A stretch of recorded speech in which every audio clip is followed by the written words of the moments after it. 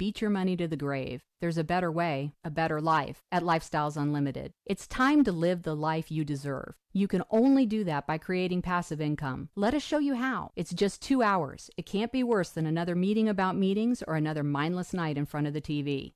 Go to lifestylesunlimitedworkshop.com. That's lifestylesunlimitedworkshop.com. This is Dennis Prager. I want to invite you to join me for a travel opportunity that may be the highlight of your year, maybe even one of the highlights of your life. I'm headed back to Israel in December 2019 for a 10-day Stand With Israel tour. A tour of the key sites and places meant to give you an unprecedented view of a world you've likely only read or heard about. Come home inspired, renewed, and empowered by the experience if you've ever dreamed of seeing Israel. This is your opportunity. Book your trip at theanswerstl.com. Common Sense Radio with Allman in the morning on 1380 and 105.3. The Answer. Give me land, lots of land, and the starry skies above. Don't fence me in. Let me ride through the wide open country that I love. Don't fence me in. Let me be by myself in the evening breeze. Listen to the murmur of the cottonwood trees. Send me off forever, but I ask you please. Don't fence me in. Don't fence me in. Just turn me loose. Let me straddle my old saddle underneath the western skies. On my cayuse, let me wander over yonder till I see the mountains rise. I want to ride to the ridge where the west commences. Gaze at the moon until I lose my senses. I can't look at hovels and I can't stand fences. Don't fence me in. Don't fence me in. Don't fence me in. Good morning and happy Tuesday, everybody. Good morning this morning. Good morning this morning, everybody. Happy. Judge Napolitano on the way. Oh, yes. Maxie, make sure that make sure that we don't call Judge Napolitano. See, you guys know we love the judge. He's very particular, though, about things. And they'll be calling him more than a minute and a half before. Judge does not sit on hold. Got a message last night from Gary who said, I tried that with my wife one time. I said, honey, don't call me unless you decide. That didn't work out so well. Yeah, right, exactly. I'm up against a hard break, honey. Yeah, no, so a minute and a half ahead. We'll see if we can work that out. And so the judge has a lot to talk about today, including some of these rules and laws surrounding our immigration policy. I told you yesterday, I'm not going to get back into it again this morning, but boy, is it defeating to have to watch President Trump go this whole way alone. They really raked Kirsten. They really raked what's-her-face over the coals yesterday who left, and it's been a real problem. I keep on mixing up with Kirsten Gillibrand. I don't know why, but they just basically made her out to be some kind of a traitor all day long. It doesn't matter whether it was The View or the Nightly News or what have you. And just because the president is enforcing immigration policy, that's all. Our own immigration laws. And as we pointed out yesterday, Mexico is really in great shape financially. It's got one of the best militaries around, one of the most law enforcement wise. It's beyond reproach. It's got a huge law enforcement cadre. And yet we can't depend on Mexico to do anything about this border issue and help us out. It's ridiculous. And if we just would adopt, why don't we just adopt the laws of Mexico? You know what the immigration laws of Mexico say? They say that if you don't have a job or you don't have a profession or a specialization or whatever, and you can't prove you can make money, they don't let you into the country.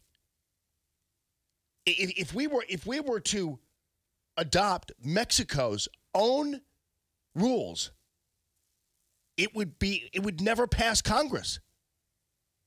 It would never make it through Congress. It certainly wouldn't make it past the left wing right now. It wouldn't. You couldn't, or anybody on TV. They wouldn't tolerate it either. So if we just adopted the rules of Mexico, we would be fine, but we don't. If we had immigration laws as tough as Mexico, it'd be fine, but we don't. If we were able to use our military and our law enforcement the way Mexico does, it'd be great, but we don't. And so now we just have to sit there and watch the left and the media and even some Republicans just abandon the president on this issue. Driving me nuts. So, by the way, the sunrise is absolutely beautiful. I have the privilege of actually seeing it from here, and it is gorgeous. Just letting you know, it actually is ushering in I'm going to try to find the picture here. It's ushering in a gorgeous morning from a gorgeous evening, because I got to tell you, the moon last night was really crazy. It was a clear moon, but it was a sliver moon, but you could really see the outline of the moon. So you could see the dark side of the moon when you looked at the moon. And I took a picture, I took a screen grab of it, but I can't really show you anything right now because I don't have that technology. There is that technology, I just don't have it. And then Mars was just right above it. But it was a beautiful sky last night. I mean, you had Taurus and Orion basically in the same exact spot, and it was just an incredible night last night. But I really haven't seen the moon in that fashion where you could see the sliver moon, and then you could see the dark side of the moon. So you could see the spherical nature of the moon at night like that. It was just incredible. But so look forward to a beautiful sunrise. Wow. Man, I had the weirdest dream. I'm gonna do this. By the way, we're gonna eat dessert for breakfast this morning because I'm gonna play you the Hillary "I Don't Feel Nowhere's Tired" song. We properly vetted that. But no, oftentimes as I get closer to waking up time, sometimes I will wake up a little bit ahead of the time I wake up, and then I'll go back to sleep. And that's when I have my exit dreams, so to speak. My action dreams. Usually it's me being late for work or doing something. And so the last part of this dream before I woke up this morning was, and I woke up actually early at that point. I was like, I'm just going to get up now because it's a bad omen here. But I was at this bakery shop, and of course I never in a million years get bakery goods. And for some reason, I was at a bakery shop that also served as a printing shop. I don't know why. And so I wound up ordering I don't know how I wound up ordering some big breakfast bun or something that had all kinds of icing on it and all this kind of stuff. It's like, well, I would never, I don't eat that way. I'd never in a million years eat that way. So but they wouldn't let me have it, because I had to have it with the soup. And they're like, we can't give this to you. You got to do better with the soup. I go, please, I just want to take it with me. I'm looking at the clock. It's 5 to 6, and I'm in downtown Clayton. And I got to get to the studio somehow to be on the air. But it's 5 to 6 on the clock. And I'm like, please, I got to have this. I got to go. No, you have to have this with the soup. I'm like, I don't want it with the soup. It's driving me crazy. I don't know what the origin of a dream, where that would come from. I have no idea. I mean, I wasn't even hungry or anything, but I have no idea how that came about. But they were insistent, and I finally said, and it wasn't like I even got mad. I was like, this is kind of a long way to go for this, don't you think? Hassling me over not having the morning bun with the soup. I couldn't figure that out. I knew it was 5 to 6 though. And that's me getting in my car was when I woke up. And I was like, dag, weirdest darn thing. Crazy.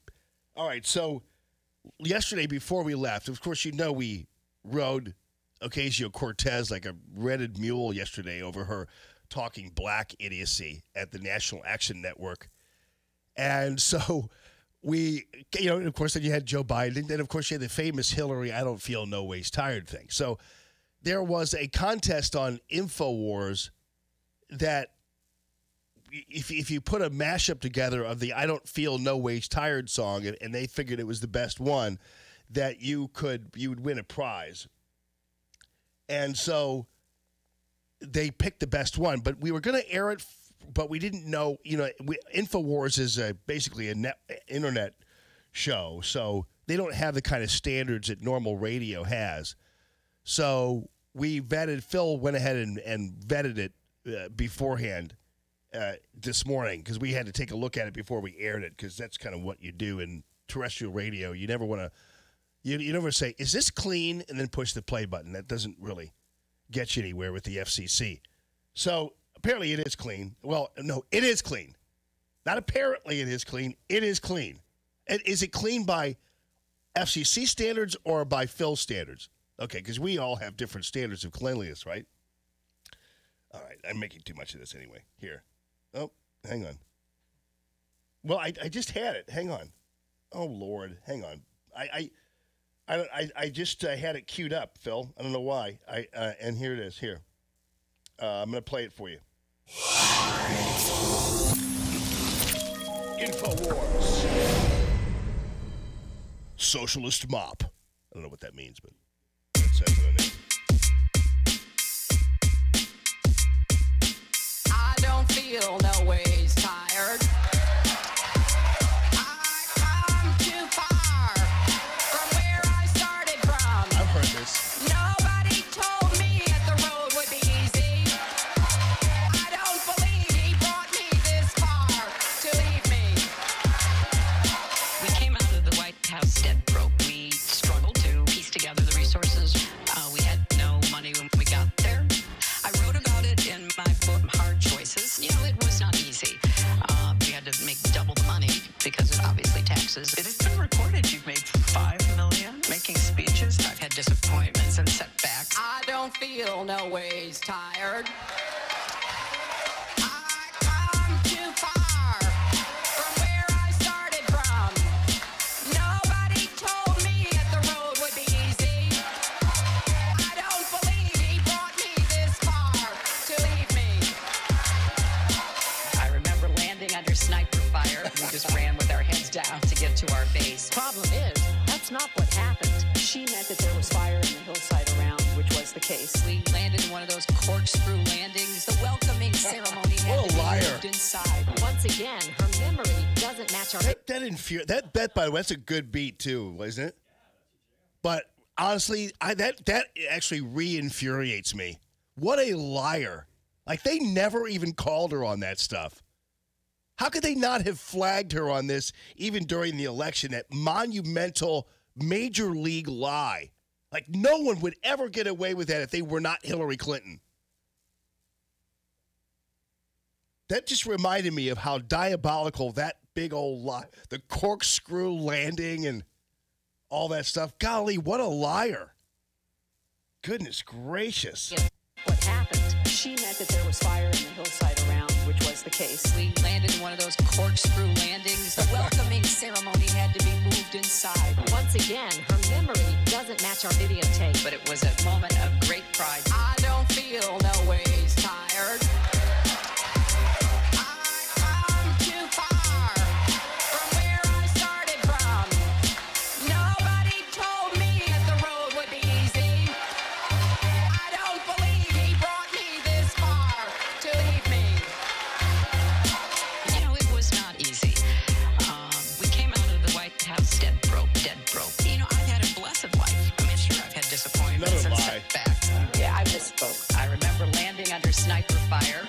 Yeah, no, wait, that's what I said when I was sleep deprived. Life is filled with disappointments. I really like my life. I don't feel no ways tired. I come too far from where I started from. Nobody told me that the road would be easy. I don't believe he brought me this far to leave me. I don't feel no ways tired. Anyway, it's a little long, but I mean, come on. You could. That's about that. You could have done that in about a minute 45. You don't need 3 minutes of that. But it was good. I mean, the beat was great, and it was. That's the winning. I don't feel no ways tired. Actually makes her sound better, more tolerable. But man, I'm telling you, that lie about the court, under sniper fire and everything else, that is such a major lie. And she was never called out on it. I mean, it's so funny how Hillary Clinton and others continue to run on this idea that somehow women are treated differently than men are in election politics, and there's no way you can make the case that they're treated worse. It's there's not a chance. I mean, Elizabeth Warren, what she did in terms of lying about her heritage, that's disqualifying.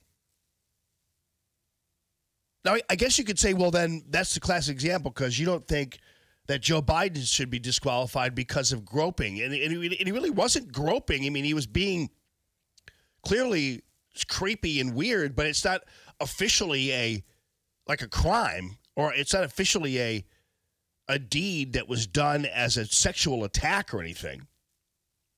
I mean, obviously it's disturbing, but it's not disqualifying. I think we can see the distinction. But when you lie on forms and stuff to get on to get special treatment in universities and beyond, and you claim that you're Native American when you're not, and then you did that.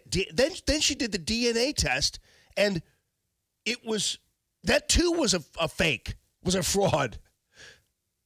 And yet she's still around. She's still being taken seriously. So don't tell me that these people get away with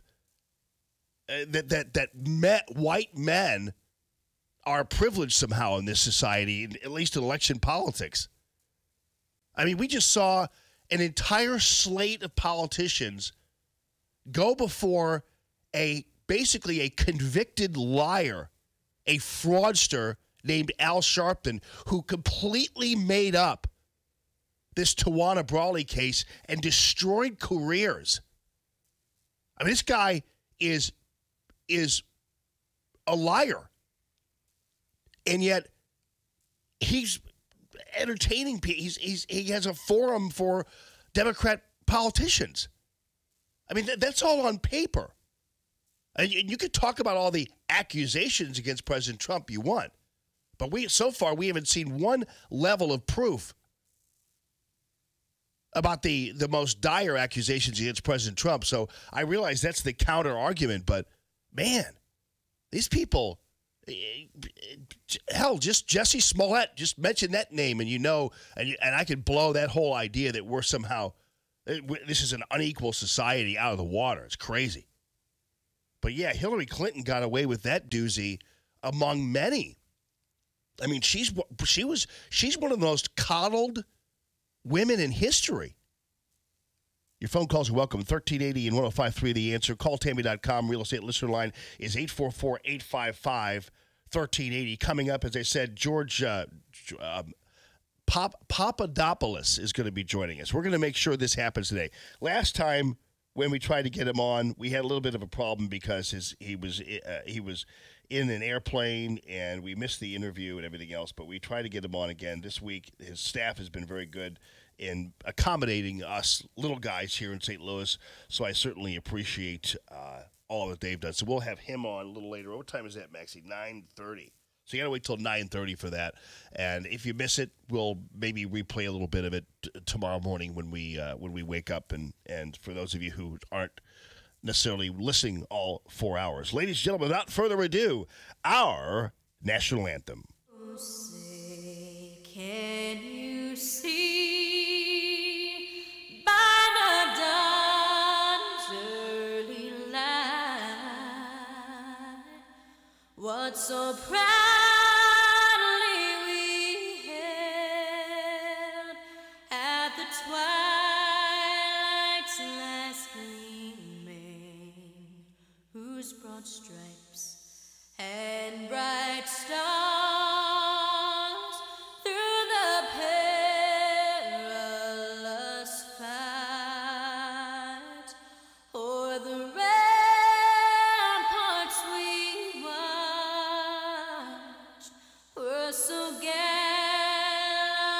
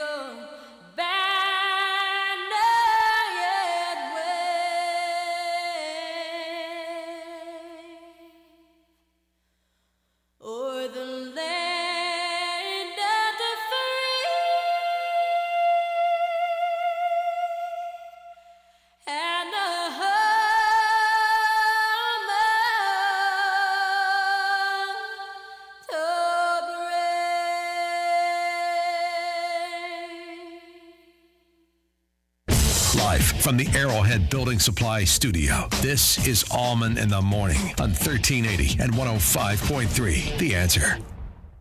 Stuck in traffic? We've got the answer on 1380 and 105.3. The Answer. Well, this rush hour pretty much hit the ground running. We have an accident on 270 eastbound. It's blocking a right lane after Route 157. That is a crash with injuries. And now an accident reported Hall Street at Adelaide. We also still have flooding as a problem in West Alton. Now, northbound and southbound 67 are sharing the northbound lanes between the Missouri River and the Mississippi River because of flooding continuing there. And major flooding continues at Saverton Lock and Dam on the Mississippi River and at Hardin along the Illinois River as well. And traffic is sponsored by Farmers Insurance. At Farmers Insurance, they know the sound of a perfect hot air balloon landing and the less than perfect one. Seen it? Covered it. Talk to Farmers. I'm Bonnie Green with your St. Louis Metro traffic on 1380 and 105.3, The Answer. Across America, it's snoring season. Right now, 90 million Americans make this sound every night. Snoring can be caused by breathing through your mouth when you sleep. If you have a blocked or narrow nose, then you're more likely to open your mouth to breathe, causing snoring. Thankfully, there's Mute, an ingenious Australian invention that could quiet the snoring season once and for all. Mute is a comfortable nasal breathing device that sits inside the nose, supporting your airway and keeping it open while you sleep. You'll breathe more easily through your nose and snore less. In fact, in trials, 75% of couples reported a reduction in snoring when using Mute, allowing them both a better night's sleep. Put snoring season to bed, America. Available at Walgreens, CVS, Rite Aid and other fine stores. For more information, go to mutesnoring.com. Mute. Breathe more, snore less, sleep better. Adopt US Kids presents What to Expect When You're Expecting a Teenager. Learning the lingo. Jelly. Jelly adjective. Jelly is a shorter, better way to say jealous. As in, Chloe, I am like so jelly of your unicorn phone case. You don't have to speak teen to be a perfect parent. Thousands of teens in foster care will love you just the same. Visit adoptuskids.org, brought to you by the U.S. Department of Health and Human Services, Adopt U.S. Kids, and the Ad Council. Lowe's knows you'll do spring right by saving on what you need to get your garden growing. We do it right, too, with incredible deals during our Spring Black Friday sale, like 19-ounce Bonnie vegetable and herb plants, 4 for $10. And pick up 5 bags of Scott's Mulch in store only for just $10. Whatever's on your list, hurry in and save during our Spring Black Friday sale. Do it right for less. Start with Lowe's. Offers valid through 4/17 while supplies last. Not valid in Alaska or Hawaii. Scott's offer valid in store only. See store for details. U.S. only. Communication is the key to building any business. 1380 AM and 105.3 FM, The Answer, can be your communication key. The microphone that voices your business message from the stage of your own radio show, defining you as the expert in your line of work. The stage that brings your brand to a solid awareness, place, and position in the vast community of customers listening here in St. Louis. The broadcast professionals here will help your show develop, building you, your company, and your customer base with and through an affordable on-air and online media distribution. Get to theanswerstl.com. Click Contact Us. Theanswerstl.com. Contact us. Do so and then look for a call from sales manager Lori Vernier. Then build your business with your very own radio show on 1380 AM and 105.3 FM. The Answer. Hey, want to talk with Jamie? Call 844-855-1380.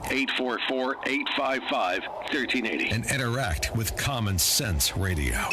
This is Allman in the Morning on 1380 and 105.3. The Answer. You guys about tired of this Mayor Pete character? I am too. We'll follow up on that. And we now know why the dude from the Southern Poverty Law Center was fired. We're going to follow up on that as well on your phone calls, 844-855-1380. With SRN News, I'm Rich Thomason in Washington. When he goes before a House panel later today, Attorney General Barr is sure to face questions from Democrats about his handling of the Mueller report. Democrats demanding release of the entire report, including grand jury testimony. A Maryland man is under arrest, accused of plotting a terror attack in the Washington, D.C. area. The suspect, 28-year-old Rondell Henry, was allegedly targeting a popular tourist destination, National Harbor, Maryland, about 10 miles south of D.C. Israelis going to the polls today, voting in parliamentary elections. Those elections will determine whether longtime Prime Minister Benjamin Netanyahu will stay in office. On Wall Street this morning, stock futures are lower. Dow futures down about 7 points. S&P futures off 2. NASDAQ futures currently down 7 points. More details at srnnews.com. Stuck in traffic? We've got the answer on 1380 and 105.3. The Answer. Another glance at our Tuesday goings, and this time it is sponsored by Discover. Along the eastbound side of 270, we still have that right lane blocked due to an accident with injuries right after Route 157. Well, if you're en route to 255, fear not. It's only a half an hour drive between 55 and 70. 40 minutes at 44. One in Washington. Wall Street, same at 55 between 67 and 64. 64 is a half an hour. All along 70, 50 minutes. 10 with 170. 6440 and 270 east. 6440 70 east of Poplar Street Bridge 45. Our look at the traffic. Well, it is sponsored by Discover. Discover alerts you if they find your Social Security number on any one of thousands of risky websites. Just another way they look after you, not just your account. Free for card members. Sign up online at discover.com/free alerts. Limitations apply. Enjoy your morning. Jan Chimick with your St. Louis Metro Traffic, 1380, 105.3. The Answer. 1380, The Answer. Weather. Today we'll have mostly sunny skies and a high of 72. Partly cloudy skies tonight with a low of 51. Wednesday will be breezy and warm with times of sun and clouds, the high 74. Partly cloudy, breezy, and warm Wednesday night, the low 63. Mostly cloudy Thursday. It'll be windy with a strong thunderstorm. Those thunderstorms could bring hail and damaging winds. Thursday's high 76. I'm Drew Shannon with your St. Louis Metro forecast on 1380 and 105.3 The Answer. Joe Walsh thinks it's a good idea to close the border. They're overwhelmed at the border. All of these people trying to come into this country seeking asylum. President Trump came out this morning and tweeted that if we don't get things under control on the border, he's going to shut down the border. He's going to close our border. He's going to shut it down. To which I say, shut it down. The Joe Walsh Radio Program. Weeknights at 8 on 1380 and 105.3. The Answer. Breaking news. Stability Talk. Imagine your increase in sales with your web at the top of search engines, getting first crack at millions of potential customers. We know how to make that happen. We're Salem Surround, digital marketing experts who offer a free analysis of your digital marketing effectiveness and suggest ideas that could dramatically grow your profits. Getting your website at the top of search engines is a process that takes unusual expertise. Our team can help you achieve. In fact, we can put all your digital marketing under one roof, give you monthly reports on results, and instantly move your dollars to the most effective areas of your digital marketing suite. Social marketing, geofencing, web search enhancement, event targeting, and more. There are no limitations on where you can reach customers with Salem Surround. Total market penetration for increased ROI. Learn more by logging on to surroundstl.com. Surroundstl.com, connecting you with new customers. America's First News with Matt Ray gets you up to speed mornings from 4 to 6, right before Allman in the Morning on 1380 and 105.3. The Answer.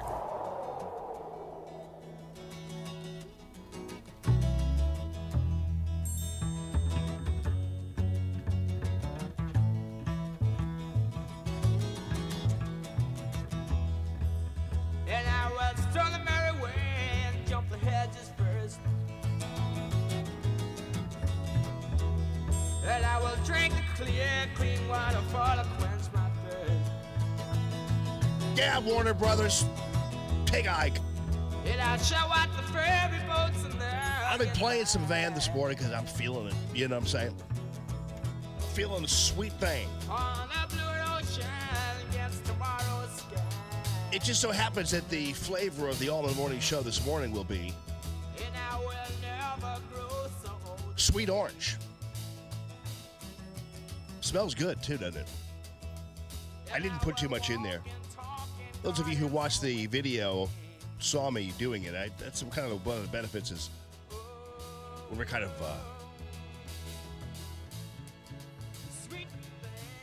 of off the air or just in break or whatever, I'm messing around.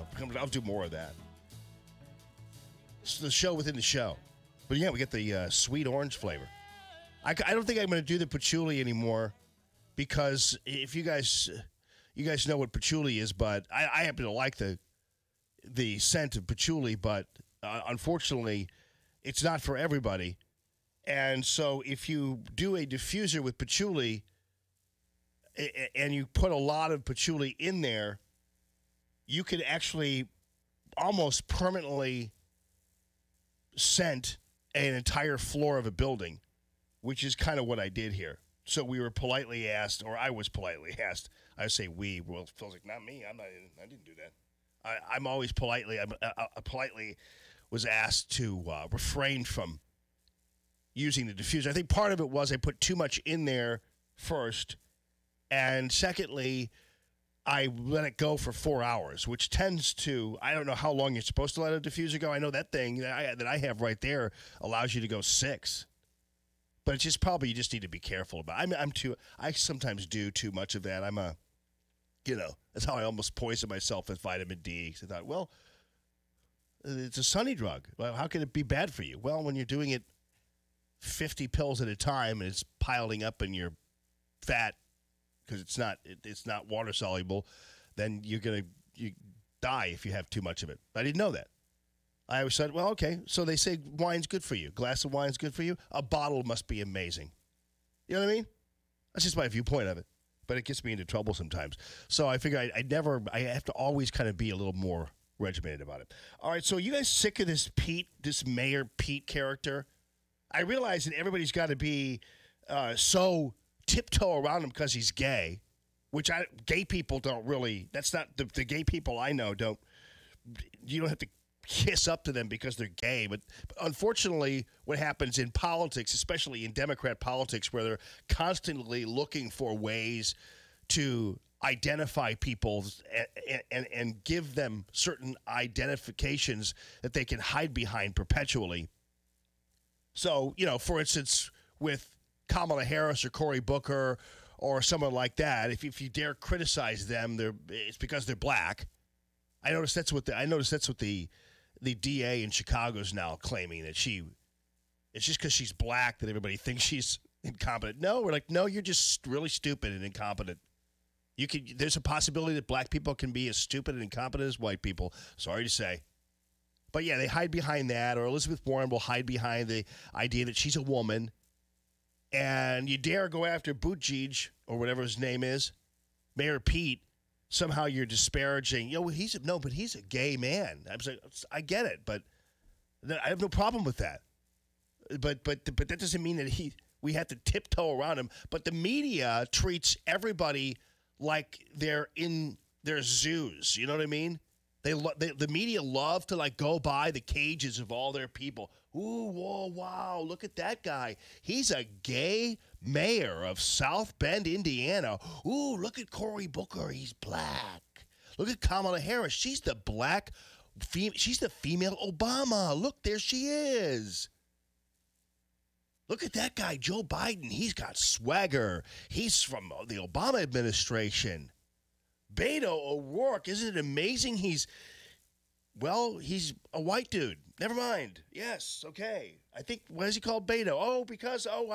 I get it. His dad gave him a fake name. I mean, the fakeness runs in that family. Dad named him Beto because he figured that would get him give him more progress in a bi-ethnic community. Because everybody else was calling their kids Beto. And I go, yeah, but dude, they were Hispanic. Well, it doesn't matter. Robert Francis O'Rourke. So it's like, look, he looks just like Robert F. Kennedy. But they love their zoos. And Mayor Pete's the same example of that. But Mayor Pete's stretching it a little bit now. And it's like, okay, I get it. Let's just listen to what he has to say. Oh, and then you get this Yang guy. Yang wants to give everybody a guaranteed minimum income, and he's Asian. Look. It's so what? So anyway, Mayor Pete is starting to make me mad because he's now turned to hazing Pence. And as you all know, Governor Pence, I'm not going to try to articulate exactly what his policy is. I'm a little confused over it. There was a time when some people believed that Mike Pence believed that you could be somehow retrained to be not gay anymore, which I don't believe is true. But somehow but that's okay. You know, it's okay for Mike Pence to believe that. It's okay for me to believe it's really not. I don't believe it. So I happen to believe people are born the way they are, and that's how things go. And obviously there are some societal and cultural influences. I understand that, but I don't believe that you can go into a counseling session and not be gay anymore. But I don't know whether that was Mike Pence's viewpoint on it. Because you know what? I didn't care enough about that whole thing. I didn't know what he was talking about. I knew it wasn't putting itself into any policy that Mike Pence was putting forth. I knew as vice president, he never talked about that. And I knew as vice president, he was basically staying out of anybody's life for that matter. I had no concerns about that. And what's worse is that Mike Pence actually praised Mayor Pete for a time there, even though Mayor Pete was different politically, because, of course, Mayor Pete's the mayor of South Bend, Indiana, and Governor Pence was governor of Indiana. But now he's decided that Mayor Pete, it's not good enough for him just to be out there talking policy. He has to start talking about how he's gay. So now we got to throw a parade for the dude again, politically, because he's gay. And it's like, all right, you were fine for a little while because you were just kind of like interesting and you had different ideas. I don't agree with him. But now you're turning yourself, as most Democrats always wind up doing, into some kind of poor, downtrodden victim. And so now he's going to give these speeches out there where he decides he's got to go after Pence when Pence has never attacked him. Pence has said things about gay people. I understand that, but he's never attacked gay people either, by the way. I mean, you can talk about having differing views on why people are gay or what could be done about people who are gay. I don't know. You can have those views, but that doesn't mean you're attacking gays. It means you have a different point of view about what being gay is. So what? So anyway, Mayor Pete ought to shut his fat mouth because it's tiresome. And he was doing well there for a while, at least as far as I was concerned, because he wasn't, you notice he didn't make a big deal out of it. But of course, what happens is you get involved in these races and and it's like it's intoxicating, the draw to victimizing yourself or putting yourself into the identity politics lane, and he had to do it. So here he is talking about Mike Pence and how Pence is apparently being mean to him. People talk about things like marriage equality as a moral issue. And it is certainly a moral issue as far as I'm concerned. It's a moral issue because being married to Chasten has made me a better human being. Because it has made me more compassionate, more understanding, more self-aware, and more decent. My marriage to Chasten has made me a better man. And yes, Mr. Vice President, it has moved me closer to God. You may be religious and you may not.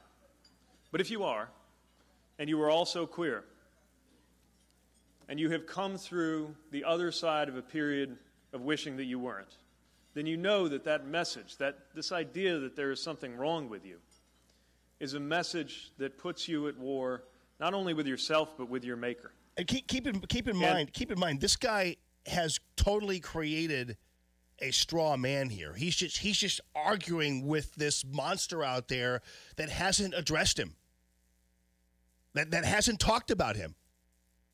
That there's no reason. I mean, the idea that you can just simply talk about, hey, listen, being married to Chasten has turned me into a better man, and I'm just a good guy, and I've learned from this. I love being gay, married, and this is awesome. I wish I wasn't gay. And for a time, there was a time when I wish I wasn't gay, but it's changed my life. It's really cool. It's part of me. This is who I am. Good night, everybody. But instead, he's got to go, but not everybody feels that way. Like the vice president of the United States. It's like, no, he's never even bothered with you, dude. Mike Pence has never said a word about you, except to praise you. As mayor, and apparently they had a fine relationship until Mayor Pete decided it was too much of a draw for him not to be at war with the vice president over the gay thing. When Pence hasn't said a word about it, of late at least. Speaking only for myself, I can tell you that if me being gay was a choice, it was a choice that was made far, far above my pay grade. We get it. And that's the thing I wish the Mike Pences of the world would understand. That if you got a problem with who I am, your problem is not with me. Your quarrel, sir, is with my Creator. All right, so when did Mike Pence have a problem with him? Now, Mike Pence has chimed in on his views about gay marriage and those kinds of things. But when has Mike Pence had a problem with Pete Buttigieg? I mean, and so there you have the typical kind of straw man, poor me, I'm a victim of the big, powerful Christian, blah, blah, blah, blah, blah. I mean, it actually is a victory for Democrats to a certain degree because they have a Democrat talking about God. Which, by the way, I'm sorry, a Democratic politician, because there are a lot of Democrats who talk about God. And in fact, Democrats, as a rule, are far more religious than any of the people running to represent them. Now, keep in mind, that was true of President Trump, but President Trump wasn't going in the opposite direction. He wasn't basically warring with religious institutions and with Christians, et cetera, the way the left does. So there's a little bit of a difference there. But the idea that there is a gay Democrat talking about God isn't a bad thing for the Democrats. In fact, he's probably more in line with most normal Democrats than anybody running right now, except for maybe Joe Biden, who's not running yet. And again, it's a myth out there that Democrats, as a rule, I don't agree with them politically, but it's a myth out there that Democrats, as a rule, are all Christian-hating weirdos. You know, I mean, they're just not. They're a lot more conservative than the media or anybody else give them credit for. That's why Hillary lost, because the media supposed something about Democrats that wasn't true. Now, Hillary wasn't far left, but she was left. But nonetheless, so Mayor Pete is on to something there. But why try to take a shot at Mike Pence?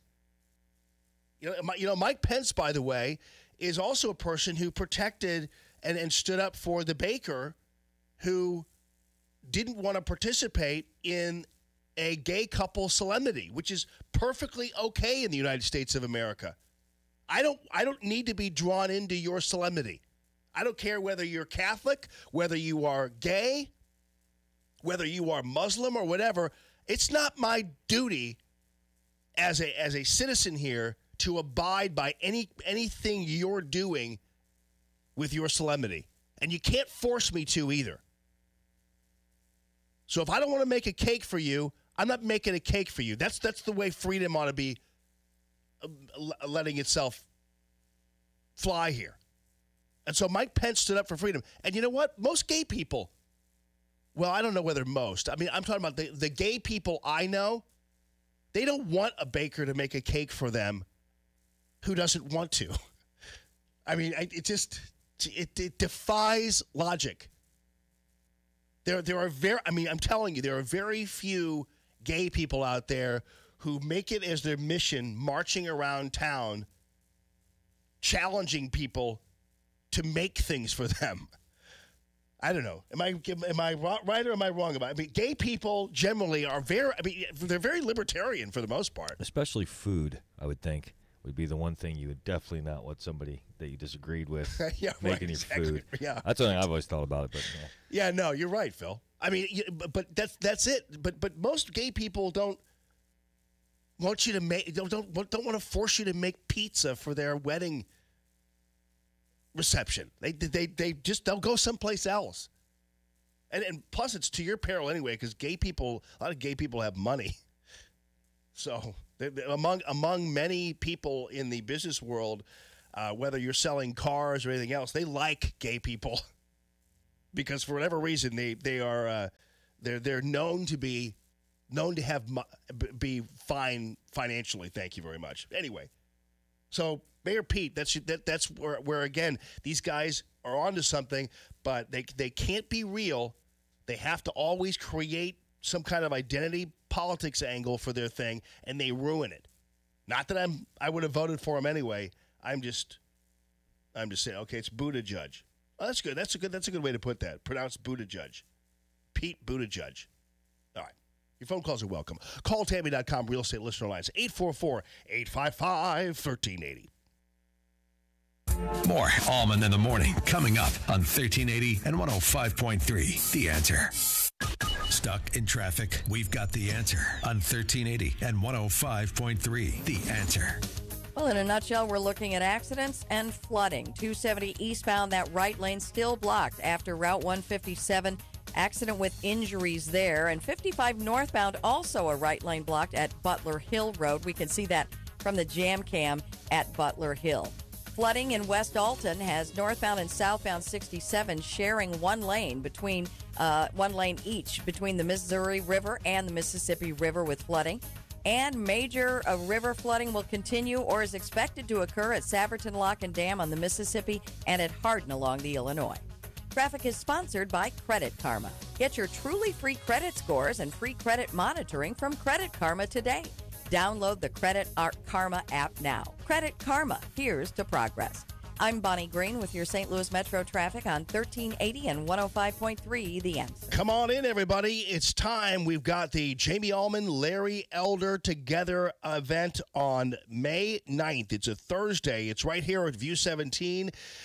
For the VIPs, we're going to get, $79. You're getting free drinks, free food, a free book from Larry Elder, his book about his dad and their relationship, and he'll sign it for you. You'll get a tour of this beautiful studio here, and you're able to also get the preferred seating over at the beautiful View 17. $13.80. You can buy a general admission ticket. That's going to be fun. If you don't need all the other bells and whistles, that'll be great too. Either way, you are in for a nice, beautiful evening. An evening with Jamie Allman, me, and Larry Elder, who's a great guy. I hope you enjoyed that interview I did with him. He's going to be back on the air with me sometime this week, I think, and we're just going to follow up on it. But we'd love to see you. It's going to be a great night, and we're going to talk about all kinds of things, including what we're going to do to regain or win the White House again in 2020. We're going to talk about libertarianism. We're going to talk about politics, conservatism, culture, you name it. Larry Elder's really good at that. Of course, you hear him at 5 from 5 to 8 here every day or at least every weekday on 1380 and 105.3 The Answer. Thank you so much to ThrottleNet, your full-service IT support plus security, ThrottleNet.com, for helping sponsor this event. And, of course, my go-to guy is always there for us as well, Proctor Drapery. Proctor spelled like doctor, making shutters great again, ProctorDrapery.com. Proctor spelled like doctor. Get your tickets at theanswerstl.com. Did you know that every dollar you put into a piece of real estate makes you money 5 ways? Cash flow, money in your pocket each month. Equity capture, the thousands of dollars you create when you have the right team and buy the right property using the right map. Appreciation, real estate doubles in value about every 20 years. Equity buildup, renters pay down your mortgage each month. And finally, the tax advantage. We pay almost no taxes on our cash flow and capital gains. These are the 5 ways we make money in real estate, which is why real estate accounts for more millionaires in the world today than any other investment vehicle. You should have some real estate in your portfolio. To learn how, attend one of our free workshops. Call 866-971-8970 or go to 5wayswemakemoney.com and register for the next available workshop. That's 866-971-8970 or go to 5wayswemakemoney.com. KXFN St. Louis, K287BY St. Louis. Allman here for Banner Construction, longtime supporters of Allman in the Morning, and they are back with me on The Answer, and I hope you can return to them if you're a customer or introduce yourself to them if you are new to the game, and give them a call and take advantage of the great deals on the James Hardy fiber cement siding. This is lasting half a century, and it comes in all kinds of different colors, all kinds of different styles for you. It looks like wood and is beautiful, not only to your eye, but also from the curb, and also increasing the great value of your home and keeping that air conditioning inside instead of seeping through the sides of your house. They have a special state-of-the-art technology that you can visualize your home in 3D with, different styles and different colors, and it is amazing. Some people think something's going to look really good, but until it's on, you never really know, and this new brand of technology, just another great service of Banner Construction, because that's what they're all about, customer service. Banner Construction, 569-1050, bannerconstruction.com. Call Banner and have a Banner day. Hey, don't just listen to Allman in the Morning. See the show at theanswerstl.com. Now, more Allman in the Morning on 1380 and 105.3. The Answer.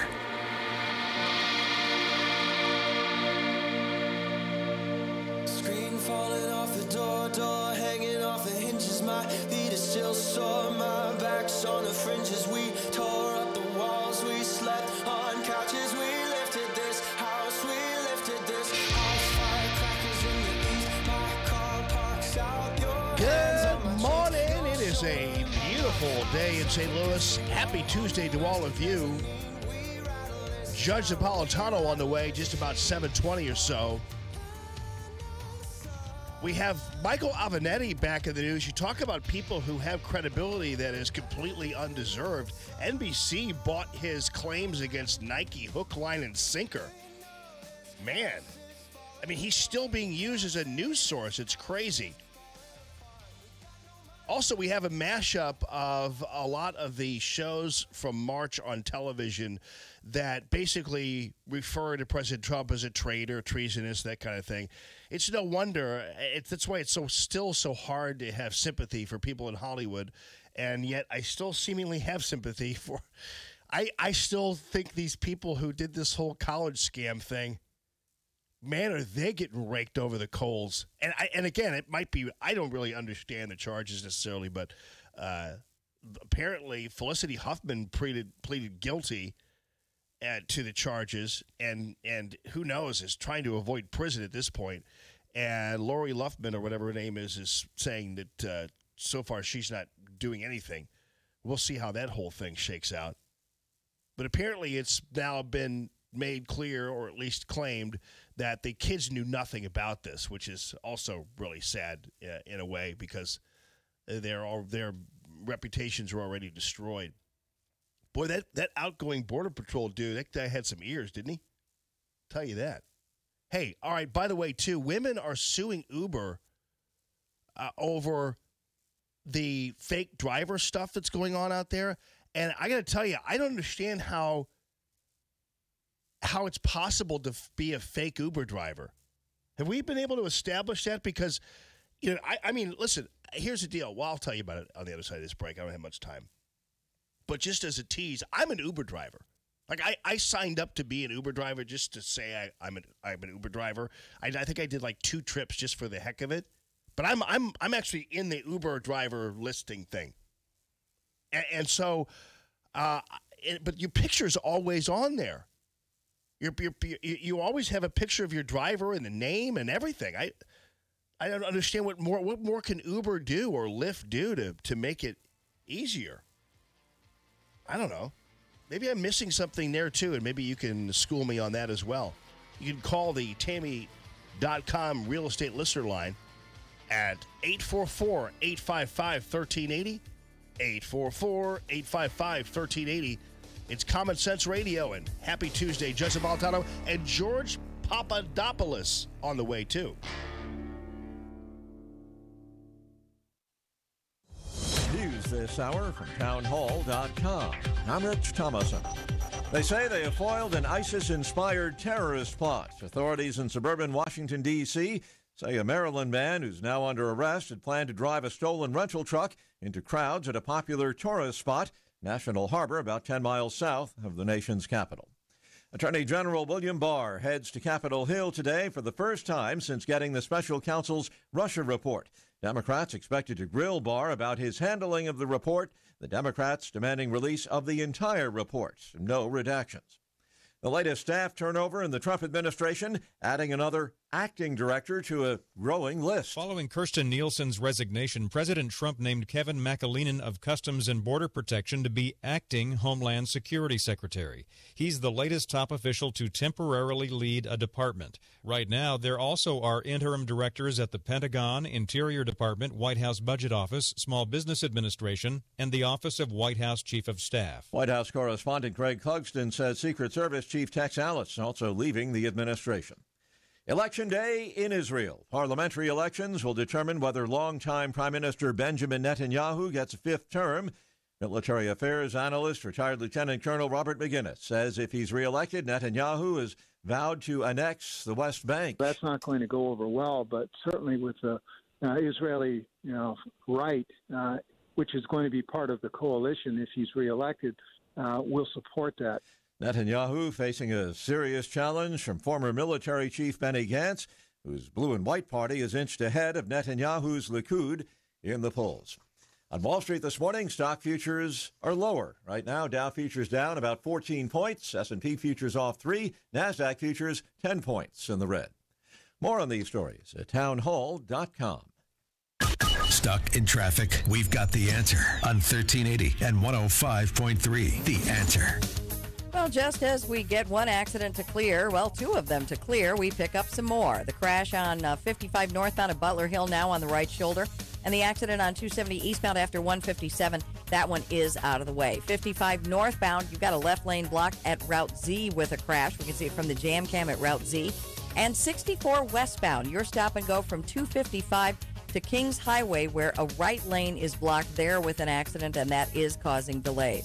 270 northbound, 44 to Manchester backs up, and westbound, 367 to West Florissant. You'll see some delays there as well. And traffic is sponsored by Farmers Insurance. At Farmers Insurance, they know the sound of a perfect hot air balloon landing and the less than perfect one. Seen it, covered it. Talk to Farmers. I'm Bonnie Green with your St. Louis Metro traffic on 1380 and 105.3 The Answer. 1380 The Answer. Weather.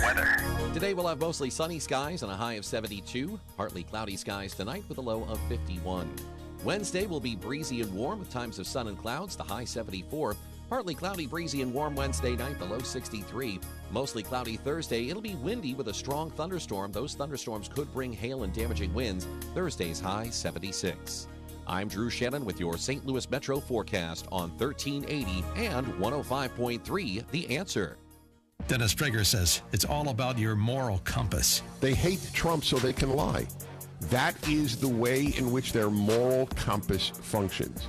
I can lie because I am a leftist and I have higher principles than truth. Getting rid of a president I don't like is a higher principle than telling anything true. That is their view. They believe what I have just said. The Dennis Prager Show. Weekday mornings at 11 on 1380 and 105.3. The Answer. Breaking news. Stimulating talk. Come experience the life, death, and resurrection of Jesus at the Joy of Easter, the area's largest Easter production. A musical drama featuring choir, orchestra, cast, and live animals. April 17th, 18th, and 19th at 7:30 p.m. St. Matthew in Belleville. For additional information, visit us at stmatthewumc.org.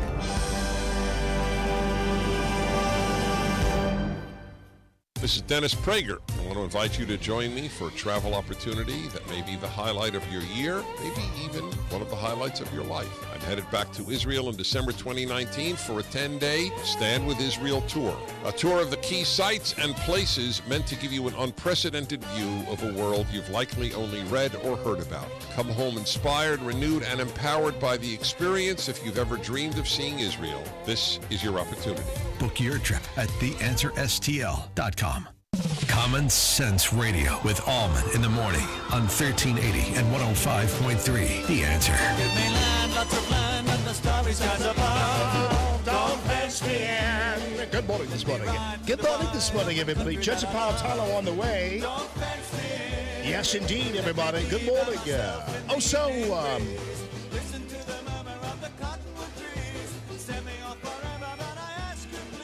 We've got Jenna, my CPA, on the Facebook page. Jenna Perk and Associates. She's, as you can imagine, this actually is I remember April 9th like it was yesterday, as you all might well know. But nonetheless, this is a challenging year for taxes for your friend here, Jamie. And Jenna Perk at Perk and Associates has come to the rescue for me. So thank you, Jenna. And yes, your material is coming. We're like kind of pushing it a little bit, but nonetheless, she's been great. She and Ricky Hall. She and Ricky Hall are a team. They're married. And Ricky, of course, is the proprietor of Nutrition HQ, which is a great operation. That's where I get all my fabulous thing. How do you think I pull this body off, people? You know, I mean, how do you think this just comes naturally for me? You got to be kidding. I'm just joking. I try. Nonetheless, love it. Love Ricky and love Jenna. Thank you so much for helping me out there. She's also helping me out with some other stuff related to another business matter as well. So she's awesome. Perk and Associates. If you're in business and you need a really great accounting firm, actually they're right here in this building too, then Perk and Associates is the way to go. So also John Bodwell chiming in from Tokyo. Thank you. Phil's passing that on to me because I don't have the Facebook in front of me anymore. I have too many things as it is in front of me, so I don't always see your comments on Facebook. So my apologies for not being engaged at that level with the Facebook. I'll figure it out once I get my bigger computer going. Once I get my laptop going, because I got a new laptop, then I will have that engaged, and I will be able to at that point probably see more of the Facebook comments and that kind of stuff and engage with you. Because a lot of you, some of you are like, we missed the old days when you were just in Phil's basement. I go, I know, but at some point I got to grow up, people. I gotta start. I gotta, unless you guys want to all just write me checks or something, but at some point I gotta be real here, y'all. All right, so thank you, by the way. If you want to call the show, call Tammy.com. Real estate listener line is 844-855-1380. Okay, so Avenatti. Now, you'd think that once Avenatti was accused of committing extortion in this unbelievable plot that the feds believe he was involved in to extort money from Nike, you'd think that the NBC News guys would kind of leave this thing alone. Like they wouldn't go touch it. They wouldn't go back and double back on the things that Avenatti was trying to extort Nike with. You know what I mean? So he went in there, according to the feds at least, and obviously everybody is innocent until proven guilty, but they're claiming that Avenatti went in there and said, hey, listen, we know that you guys are bribing athletes, and you better pay us or we're going to tear the roof off the sucker. We're going to tell everybody what's going on. You better give us money. That's what the claim is. So you'd think that because Avenatti has been indicted now twice on extortion and wire fraud charges, that he would not be featured in an NBC News report as kind of the lead source for doubling back on attacking Nike. You'd think that he would not be the basis of your story. but that didn't stop him, apparently. Tonight, attorney Michael Avenatti playing his brand of hardball with Nike. I mean, playing his brand of hardball. This guy's under indictment. I mean, this is, and they're about to regurgitate the same claims that Avenatti made in order to try to get money from Nike, if you believe the federal indictment. I mean, this is unbelievable that the stardom of Avenatti remains. I mean, CNN has finally kind of cooled their jets on Avenatti and pulled back a little bit on touting him as the next president of the United States.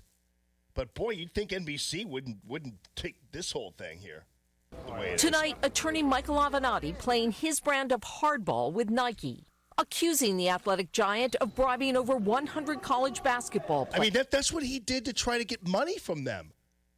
I mean, and again, I'm doing this, and it's not the biggest story in the world here, but it shows you, and you guys know how I enjoy calling out the media when they need to be called out. This is pretty typical of the news media. You know, when they're not using anonymous sources, they're using sources who are under indictment, not just once, but twice. Pretty amazing. Including some of its biggest stars to attend schools with Nike contracts. You know what's disgraceful? Bribing amateur athletes in need. I mean, this is basically his defense, I guess. But how is it that Nike, and I'm kind of shocked because at the very least, Nike is probably a fairly prolific advertiser on NBC. I'm not saying that means that they need to be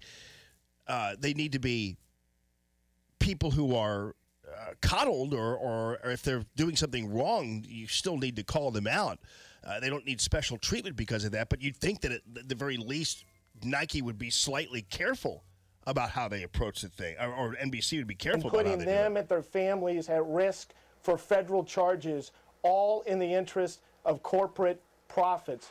Let me guess. It's going to take, let's see, this is a minute and 2 seconds. It's probably going to take, you won't hear Nike's response until maybe 45. I haven't seen the story ahead of time, so just the players he says are ensnared in the alleged scheme is Duke University star forward Zion Williamson, one of the best players in the nation. Avenatti claims Williamson's mother was paid by Nike for bogus consulting services to get Zion to go to Duke. Claims Duke says it's investigating. But neither Williamson nor his mom are mentioned in Avenatti's 41-page document dump of text messages and bank statements that he says show Nike paid tens of thousands of dollars to players' families and handlers. And let's put it this way. Let's pretend he has all that information. It doesn't matter once you have went to somebody and demanded money from them in order for you to be quiet about it. And now that he's indicted, he's not quiet about it. The bottom line is he's accused of extortion and wire fraud. He's not a credible source here. Anyway, we're still waiting for Nike's response. Nike saying it will not respond to the allegations of an individual facing federal charges of fraud and extortion. Arrested last month, Avenatti... That was all Nike's going to get out of this story. At least I think. He is accused of trying to bilk Nike for more than $20 million. I will be fully exonerated and justice will be done. The allegations now under review by the schools, as tonight the college basketball season ends, but the scandals do not. So, she says the scandals do not end.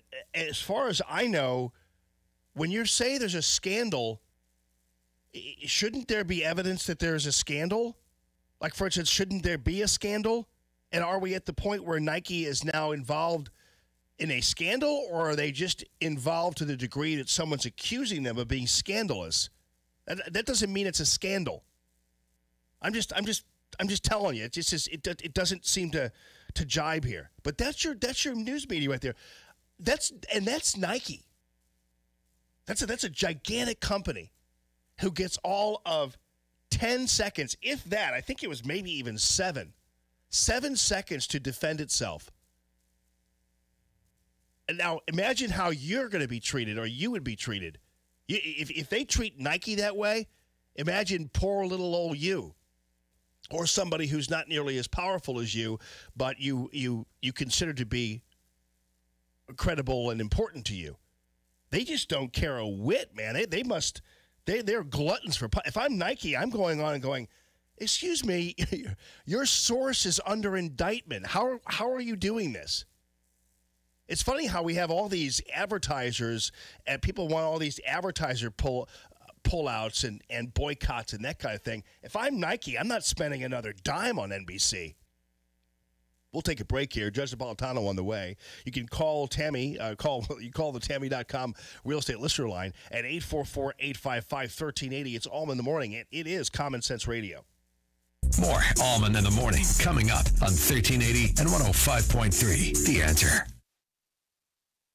You've got the answer on 1380 and 105.3. The Answer. Well, this rush hour pretty much hit the ground running. We have an accident on 270 eastbound. It's blocking a right lane after Route 157. That is a crash with injuries. And now an accident reported Hall Street at Adelaide. We also still have flooding as a problem in West Alton. Now, northbound and southbound 67 are sharing the northbound lanes between the Missouri River and the Mississippi River because of flooding continuing there. And major flooding continues at Saverton Lock and Dam on the Mississippi River and at Hardin along the Illinois River as well. And traffic is sponsored by Farmers Insurance. At Farmers Insurance, they know the sound of a perfect hot air balloon landing and the less than perfect one. Seen it? Covered it. Talk to Farmers. I'm Bonnie Green with your St. Louis Metro traffic on 1380 and 105.3, The Answer. All right, friends. Thank you, Michael Proctor. Thank you, Michael Proctor, for putting the show and me up on one of your world famous and very visible billboards. We got a lot of billboards running out there right now, but this one seemingly is getting some really attention, and I appreciate you putting me up there and associating me with you, because I definitely, Michael, am proud to be associated with Proctor Drapery. Proctor spelled like doctor. I've been a long time and return customer of Michael's, and I know a lot of you as well love what he's done for your home. Some of you are return customers as well, but I encourage you, if you haven't taken him up on his mobile design unit coming right to your doorstep, if you haven't taken up on his exquisite interior designer eye, which is incredible. This guy has great taste and will help you through any kind of conundrum you have in terms of trying to decide what exactly it is you might want for your window treatments. He's got the Norman Plantation shutters, which are all the rage. He's got the motorized shades, and he's got the solar view shades that allow the sun in but not damaging rays that'll hurt your floor and your furniture. He's got these beautiful side panels, any kind of fabric or anything else you want. And again, more importantly, he'll come in, he'll come to your doorstep. You don't have to go anywhere. He'll come to your doorstep. He'll size up a room, and he'll say, this will look good. He'll make suggestions for you, everything else. And most of the time, you're like, I never thought about that, but that looks fantastic. So that's Michael for you. A great value, a great guy, really easy to get along with, obviously, and just a big supporter of Common Sense Radio and Allman in the Morning. So thank you, Michael, for that. Proctor spelled like doctor, proctordrapery.com. Hey guys, Ken here from the hit podcast Today's Growth. Who would win a 3-mile bicycle race, an 11-year-old girl or last year's winner of the Tour de France? It all depends on the bicycle. It depends on their vehicle. Both on a 10-speed and the pro racer is going to win every time. But put the racer on a tricycle and the 11-year-old wins every time. You see, it's not the driver, it's the vehicle. When it comes to generating revenue, it's exactly the same. If you have a job or a small business, you are riding a tricycle. You can only go so fast. If you need to make up lost ground, it's not going to happen on a tricycle. No matter how fast you pedal, it's simply not going to win the race. Why do many people with no schooling and no advanced degree often become very wealthy? Simple. They choose to only ride 10 speeds. When it comes to helping people create their next revenue model, both Forbes and Inc. recommend Income Store as a can't miss when it comes to putting people on a 10-speed. Could your household or business use an additional revenue model that doesn't solely depend on you? If so, you need to check out IncomeStore.com. That's IncomeStore.com.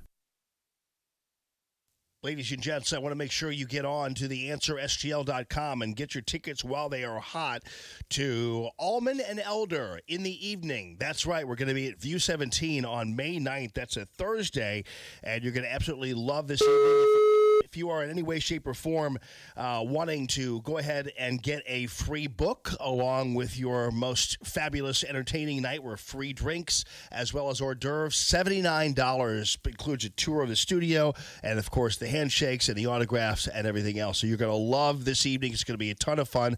$79 for the VIP tickets, $13.80 for general admission. And I have to tell you, I appreciate my friends over at Razorback Armory for helping sponsor this event, the area's premier service firearm shop in Des Peres.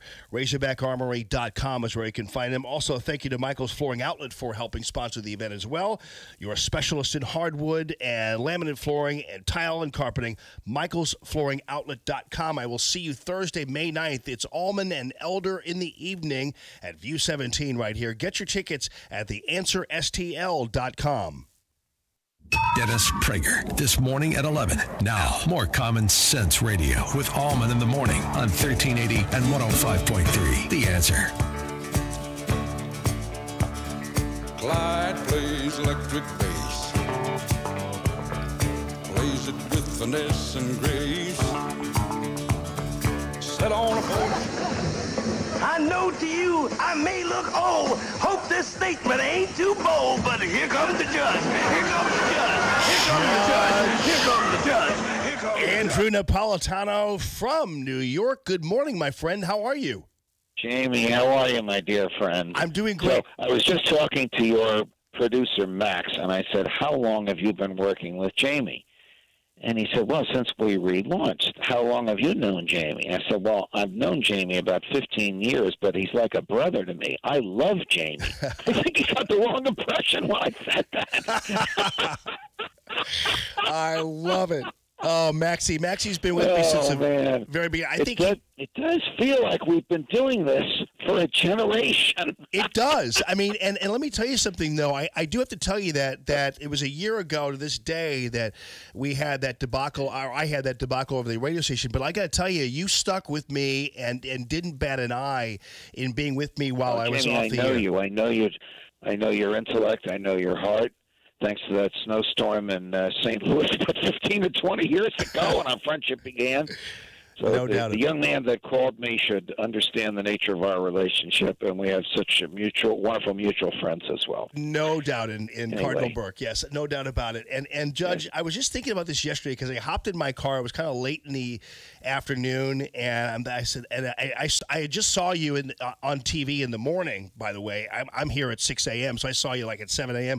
Then I'm listening to you at like 5 in the afternoon or 4:30 in the afternoon, going, man, this guy. I always wondered, does he have a cot or something? Well, Mondays are my long day. In fact, yesterday was a short day for me because I did not have a segment on Martha McCallum. Usually I do. So using Eastern times, I'm here from 6 a.m. until 7:45 p.m. on Mondays. But yesterday they actually took the ball and chain off my ankle about 5:45 in the evening. Crazy. Tell Max I'm just exaggerating a little. So tell me what you think about this Trump tax return business. To me, it's scary that any governmental entity can kind of seize somebody's Internal Revenue Service records. It's kind of surprising to me. Yeah. Well, I mean, for generations, particularly from the JFK era up to the end of the Nixon era, used the IRS as a weapon against their enemies. And it's wrong, but Congress let them do it. So Congress wrote 2 statutes in 1924 allowing the president to see anybody's tax returns. I didn't know that existed until we did the research just a few days ago. And in 1939, in the FDR era, allowing 3 members of Congress to see anybody's tax returns. Now, this has not come up with the president because every American president, from Harry Truman to Barack Obama, publicly revealed their tax returns. So the first one in the modern era not to do so is Donald Trump. But he has the same, in my view, right to privacy as any taxpayer has. So here's what the statute says. The statute says if the chairman of the House Ways and Means Committee, and there's a few other congressional chairs in there, we don't have to go through all that now, wants to see the taxes, the secretary shall furnish them. And the secretary will otherwise keep them secret, and the person to whom they're furnished will keep them secret. But how can you expect Congress to keep a secret? Remember what Ben Franklin said, 3 people can keep a secret if 2 of them are dead. He's going to give these taxes to some people that work for him, accountants and lawyers. They're going to analyze the daylights out of them, and the next day they'll be on the front page of the New York Times. I don't know what's in there. I don't know if he's worth the money he claims he's worth. I don't know if he's the master builder and super businessman that he claimed he was when he got elected, but the public elected him believing that. Is it really necessary for Congress to use its powers to undermine that? Yeah. I don't know where we're going to go, but the language in the statute is clear. It doesn't say the secretary may or should. It says the secretary, meaning of the Treasury, shall furnish those tax returns. I think they're going to be furnished. Yeah, and the thing is, well, I mean, my only feeling is on this, Judge, is obviously if something was illegal, we'd know about it, or at least, as he claims, there's an audit going on, so there might be looking into that. But so far, there has not been any allegation of illegal activity or violation. Well, there has been from a shaky source. Yeah, and that's his former lawyer and confidant, Michael Cohen. But that type of the allegations of unlawfulness that Cohen made are the types of things that would be investigated by prosecutors and the FBI and not by Congress. So Congress makes 2 arguments. One is he really the super builder and master businessman that he claims? I think that's a weak argument. The other is he's had notorious battles with the IRS his entire life. Now the IRS works for him. Are they giving him special treatment? That is probably a little bit more of a legislative purpose than is he the master builder, master businessman that he claims to be. But remember, it doesn't take much of a legislative purpose. You remember when Congress subpoenaed the records of Roger Clemens' urine test. Yeah, I know. When he was on the Yankees. I mean, what congressional purpose is there for that? And they indicted him for misleading, not for lying because they forgot to administer the oath. They forgot to administer the oath, but for misleading them about the contents of his urine test.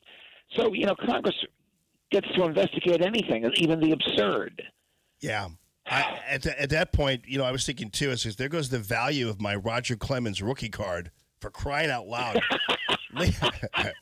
He'll get in the Hall of Fame. I'm crazy about him. He'll get in the Hall of Fame one day. I hope so. He was on Fox and Friends with me, and I got down on both knees and kissed his World Series ring as if I were proposing to him. And he said, "What are you doing?" I said, "I want you to go back to the Yankees." He said, "Oh, my God, my wife's going to divorce me, and George Steinbrenner's going to be all over me because of what you just did, Judge." And, of course, we all roared, and he stayed in retirement. I love it. I love it. Well, yeah, I really hope he gets – I do. I mean, I think this was just an unnecessary railroading. He was acquitted. He was acquitted in all that nonsense. It cost him about $10 million in legal fees because he was tried twice, but he was ultimately found not guilty of lying and of doping. So he absolutely belongs in the Hall of Fame as a Yankee. I'm so glad you brought that. I totally agree too. I'm sure the Boston Red Sox folks might disagree, but that's too bad. They always do over there in Boston. Sure they would. But it's interesting to see how this whole thing's going to shake out. With you point out just as an example with the Roger Clemens thing that the government does have. I mean, the legislature, Congress, they have pretty amazing powers. And as Swalwell pointed out, he goes, we don't have the standards that prosecutors do. So really everything is kind of up to their subjective whim. But they should. They shouldn't be able to investigate everything. I mean, if they want, they could get your tax returns, my tax returns, the tax returns of anybody listening to us now. Go to the floor of the House of Representatives. They can do this with Trump's and release them. When Senator Feinstein got her hands on a 6,000-page report of torture by the CIA in the Bush years, President Obama himself begged her not to release it. Her own staff begged her not to release it. She went to the floor of the Senate and released it. Because on the floor of the Senate or the floor of the House, they cannot be prosecuted or sued for anything they do or say. So these tax returns will not remain secret. Somebody that hates him will take them to the floor of the House where the release will be lawful. Boy, scary Sorry times. to say that. I know. But it's a bad precedent. And Judge Napolitano, your enthusiasm, your passion for what you do is infectious, my friend. It's always good to have you. You brighten up every Jamie. Tuesday morning. I'm already looking forward to next Tuesday. All right, good deal. I can't wait to talk to you either. So God bless you and thank you. Have a great rest of your week, my friend.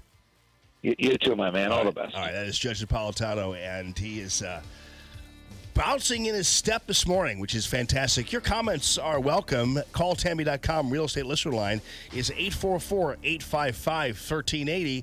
It's Common Sense Radio.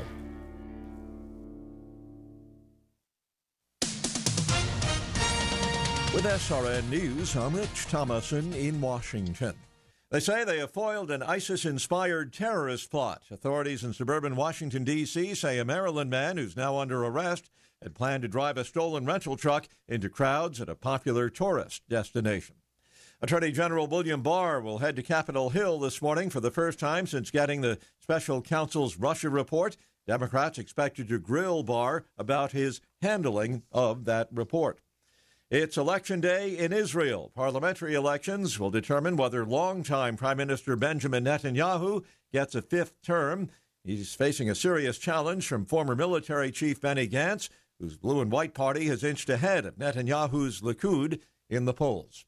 On Wall Street, Dow futures are down 29 points, S&P futures off 5 points.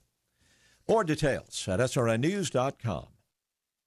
Stuck in traffic? We've got the answer on 1380 and 105.3. The Answer. We're still looking at one accident causing a problem. That's on 64 westbound. It's on the right shoulder at Kings Highway. The backup starts at 255. Flooding, still an issue in West Alton. Northbound and southbound 67 are sharing the northbound lanes between the Missouri River and the Mississippi River because of flooding. 270 northbound, Tesson Ferry to Manchester, big backup there. Westbound slows Bell Fountain to West Florissant. 55 northbound tight, Union to Weber. We've got delays on 6440 eastbound. Chesterfield Parkway west to Timberlake Manor, then McKnight to Big Bend. Westbound, it's Hampton to Laclede Station Road, backing up there. Traffic is sponsored by Credit Karma. Get your truly free credit scores and free credit monitoring from Credit Karma today. Download the Credit Karma app now. Credit Karma, here's to progress. I'm Bonnie Green with your St. Louis Metro traffic on 1380 and 105.3 The Answer. 1380 The Answer. Weather. Today we'll have mostly sunny skies and a high of 72. Partly cloudy skies tonight with a low of 51. Wednesday will be breezy and warm with times of sun and clouds, the high 74. Partly cloudy, breezy, and warm Wednesday night, the low 63. Mostly cloudy Thursday. It'll be windy with a strong thunderstorm. Those thunderstorms could bring hail and damaging winds. Thursday's high 76. I'm Drew Shannon with your St. Louis Metro forecast on 1380 and 105.3 The Answer. Dr. Sebastian Gorka reaches across the aisle. You have to shed a tear for Rachel Maddow. Maddow lost 500,000 viewers from the Monday before the report was deposited. Yeah, she must be depressed. Rachel, we can cheer you up because we're winning. America First with Dr. Sebastian Gorka. Weeknights at 11 on 1380 and 105.3 The Answer. Breaking news. Stimulating talk. Business owners, self-employed, part-time employees, are you struggling to pay your bills because you no longer can afford your health insurance? Hi, it's Mike Gallagher. With Obamacare premiums skyrocketing, higher deductibles, and shrinking networks, let me introduce you to Dryden Camus Insurance Agency as the answer, the solution. Dryden Camus Insurance Agency has non-Obamacare ACA-compliant plans that do not fund abortion. There's no enrollment period, and you don't have to pay for expensive extras like pediatric dentistry or maternity care. Contact Joyce at Dryden Camus Insurance Agency and start saving up to 60%. Call 877-695-0245. That's 877-695-0245, or just go to kddi-ins.com. Cut through the confusion and save money with Dryden Camus Insurance Agency, serving Missouri and Illinois. This is the answer. This is the solution. Dryden Camus Insurance Agency. Just go to kddi-ins.com. Listen to Allman in the Morning with Alexa. Wake up and say, Alexa, play The Answer St. Louis. Now, back to Allman in the Morning on 1380 and 105.3. The Answer.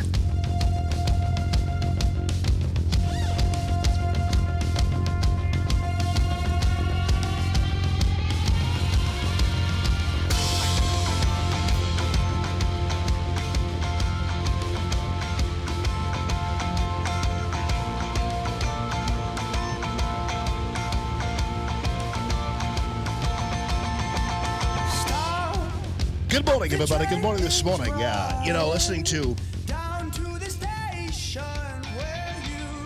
Judge Napolitano talk about Roger Clemens, and that was just that. I remember at the time that was going on, and I was complaining about it, and there were people who were actually taking the position that defending Congress meddling in baseball. And I realized that I guess to a certain degree there's either some role, I have no idea. It wasn't ever articulated to me the reasons why that's a defensible pursuit of Congress, steroids in baseball. I actually have a differing view of steroids, period. I figure that just imagine the guys who did steroids and then didn't hit the ball. You know what I mean? So they have these big muscles and everything else, but they still can't hit. You still have to hit the ball. That's always been I've maintained that from the very beginning, that Mark McGwire, for all these people who talk about how he was a disgrace and all this kind of stuff, he still was able, you still have to hit the ball. And it's really hard to hit a baseball. That's why you can hit 3 out of 10 baseballs and still get into the Hall of Fame with a 300 average. Lifetime average. If your entire life you only hit 3 out of 10 baseballs, you get into the Hall of Fame because you're batting 300. That's an outstanding batting average. And that's 3 out of 10. You kids going to school today, you get 3 out of 10 on anything, you fail. That's how hard it is to hit a baseball. So the fact that these people hit as many home runs as they did, I don't care whether they have bigger muscles because of steroids or whatever. It's their body. And it's more fun to watch anyway. Who cares? And so these guys who needed some of this stuff, some of the steroids or doing whatever, sometimes to repair their arms or do this, or maybe they wanted to bulk up. Who cares? Who knows? You know, I mean, I just didn't have an issue with it at all. And didn't think it was cheating or anything, just because they decide. Now again, if the rules say you can't use them, I get it. I mean, I understand that. I'm not just saying you violate the rules just because you don't like the rules. I'm just telling you it was an unnecessary situation. And the McGwire thing's perfect. I felt so bad about that whole situation where here's a guy. I was there when he broke the record and did everything. I mean, it just was an amazing time. So, by the way, so he was talking about Roger Clemens. So when Ethan, my oldest child, was a little baby, born in 1990, I bought a 1986 set of rookie cards that had Roger Clemens, Barry Bonds, Mark McGwire, John Kruk. There's other guys in there, Will Clark and Wally Joyner in there, and others. So Jose Canseco, and every single one of them, at least from the star category, has somehow been disgraced. So what an investment, huh? Jose Canseco was awesome, and so was Mark McGwire, and so was Roger Clemens. And, Barry Bonds was the other one I had. So I kind of crapped out on my baseball card investment strategy there. I wish there was a special category for, kind of like a murderer's row of stars, because then maybe I'd have something there. Ross, good morning. Ross is on line 1, my friends. Hello, Ross. Good morning, this morning. Good morning this morning, Ross. Oh, yes, sir. They got Ty Cobb in there, and, he murdered a guy, and you got Mike Schmidt, who admitted to taking amphetamines, and he's in the Hall of Fame. I don't understand. This is all a moral issue. I totally agree with everything that you're saying. They entertained us. They are entertainers, whether we like it or not. And anyone that would have a big contract like that on the line, and all they had to do was put a needle in their butt, and the ball goes 15 feet further, and they bring down 3 and 4 more times than they would have. I don't see anything wrong with it. Yeah, I mean, I don't see anything wrong with it. Yeah, and I get the idea of, obviously there are people out there who want to, they don't want to teach their kids just to simply violate rules that are there, and just because they don't like the rules, and I get that. I never really understood the amorality of juicing yourself. I never understood why that's even against the rules. I don't know. I mean, it wasn't against the rules for quite a while. Yeah. They didn't test. They didn't want it. They were very complacent. They were trying to bring the game back after the strike. Can we please stop? And one more thing. My thing with Tony La Russa, and I know he's very loved here, but that man would not have the success he would have had in Oakland if he didn't have a team full of juicers. So where do you draw the line of the manager is benefiting and getting a Hall of Fame caliber career off of juicers, but yet those guys can't even get in? Yeah, no, it makes no sense. Well, that's a really good point, and I think Tony would admit that. I mean, I think he'd have to, right? I mean, to a certain degree, that he had those people on his team. I don't think so. I don't think he would. I think that he's very confident, and he was a lawyer. I mean, he knew what he was doing, and when you got guys, you can look at I think it was the '88 World Series, the Dodgers and the A's.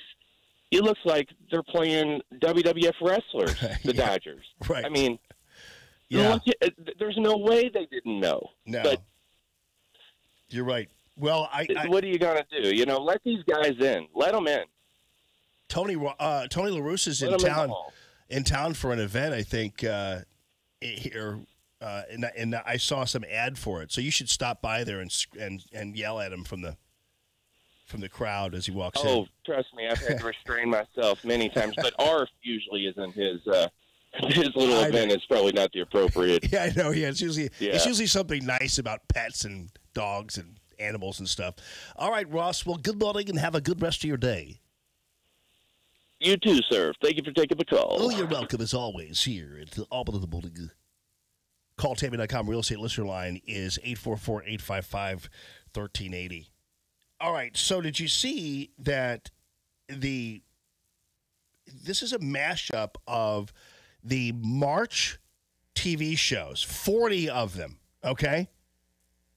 So during March, they had what my guys at Newsbusters are calling a heavy dose of Trump hate. 40 separate entertainment programs on major networks, cable TV, and popular streaming platforms continued their vicious anti-Trump propaganda. So now normally, like, you'd think that maybe 1 or 2 shows calling the president a traitor would probably stand out. Like, it would be really, really bad. You'd think that it would be terrible. But these people are vicious in Hollywood and beyond. And here's the thing. It's so interesting how they have so many problems in their own way. You're saying in their own yards, and yet they continue to moralize about President Trump all the time. It doesn't make any sense. I mean, hell, even if you really wanted to just kind of overall look at Hollywood and the dregs that have popped out of nowhere, going all the way back to the Harvey Weinstein thing. Whatever happened to him, by the way? Just kind of went away. I don't really care much about it. I'm just saying it just kind of that kind of thing just kind of went by the wayside, didn't it? Anyway, you go back to those days, and all these people from the Me Too movement was started in Hollywood because of Hollywood. You got all these people in the media and all these people in Hollywood who are running around opening their bathrobes to people in their hotel rooms under the guise of reading scripts or editing copy or doing whatever. It's like, what is your deal? And yet they're finger pointing. And again, I have, and then they have one of their stars who they coddled, who I actually never heard of before this, Jesse Smollett, and they all came to his defense over this thing. Not they all, but a lot of people did. A couple comedians, Chris Rock and the other guy, came out and joked about it. And then you have the college scandal. Now that is not as bothersome to me as it is to other people, because I don't really get it and really understand what happened there. And to me, it wouldn't surprise me if this just happens all the time, but we've already talked about that. But, I mean, Hollywood would be the one to kind of just keep their mouth shut and dedicate themselves to their art, thank you very much. But for whatever reason, all the people they must think all the people who view them, and again, this is all about that pacifier that the left and the crazies need to suck on for the next 2 years, and they'll have to for the next 6, to tell you the truth. These are people who are just needing something to kind of keep them busy and to keep them relaxed, because they can't tolerate what's going on around them. They couldn't tolerate losing, and now can't tolerate just watching themselves continue to lose. And so, I don't blame them for needing somebody to kind of keep sticking the pacifier in their mouth all the time. And maybe they get that from television, I guess, because there's no other place you're going to get it except watching MSNBC, and there aren't many people watching that anymore. But yeah, here. President and Donald Trump is out of the White House, you will then continue to prosecute him and his various hench characters. I don't need the Mueller report to know he's a traitor. I have a TV. We're sorry that we called you a Russian pea-loving, pumpkin-headed Kalutosaurus. Portions of that name were not accurate. I would say to him, Don, why are you such a putz? Man, David Letterman, man. Whew. What happened to him? With his beard and everything? I really enjoyed David Letterman in college. Co-conspirator in a felony investigation, and he shouldn't be allowed to appoint justices until that matter is cleared up. I don't want these faux Christians talking to me about, how to treat people if we can't treat the needy. Since the day our founding fathers signed the Declaration of Independence, Who was that? Who was that? Chachi? Did she make an appearance back to us? The day our founding fathers signed the Declaration of Independence, our country has been run almost exclusively by old white men. Boy, Cher is as bad an actress right there as she was her entire career. She's like reading off of a teleprompter in that bit there. When did Trump and Kavanaugh become our idea of an aggrieved man? Quivering lips blaming everyone but themselves. I mean, it's weird. Yeah. And like, why are so many grown men just obsessed with this 29-year-old? I mean, yeah. So so that's what you're getting, and that's just a small portion of it. But these folks have spent show after show after show just trashing the president, and you've heard just little snippets of that there. And now you wonder why Hollywood is so is always kind of at the butt end of our jokes sometimes, because they don't see what they're up to, and we see through it. Anyway, whatever makes you feel better. It's kind of like the Southern Poverty Law Center. Now I think we know why. My friends over at Hot Air have figured out why the Morris D's character was ultimately let go. And ultimately the question is, well, based on all that, why wasn't he fired decades ago, considering what he's accused of doing? And once again, this is the Southern Poverty Law Center, which smears, defames, libels, trashes people on charges that they deem to be for racism, whatever, and they've been doing it for 40 years now. with impunity. And in fact, they're still being used as a source in a variety of news bits, much like Avenatti is still being used as a source for NBC News. It's pretty crazy. But I'll tell you why he was ultimately fired after this break. I want to hear from you on the other stuff, too. Call Tammy.com real estate listener line at 844-855-1380. And we will have also George Papadopoulos, who's going to be joining us at 9:35. He's got that new book out, obviously.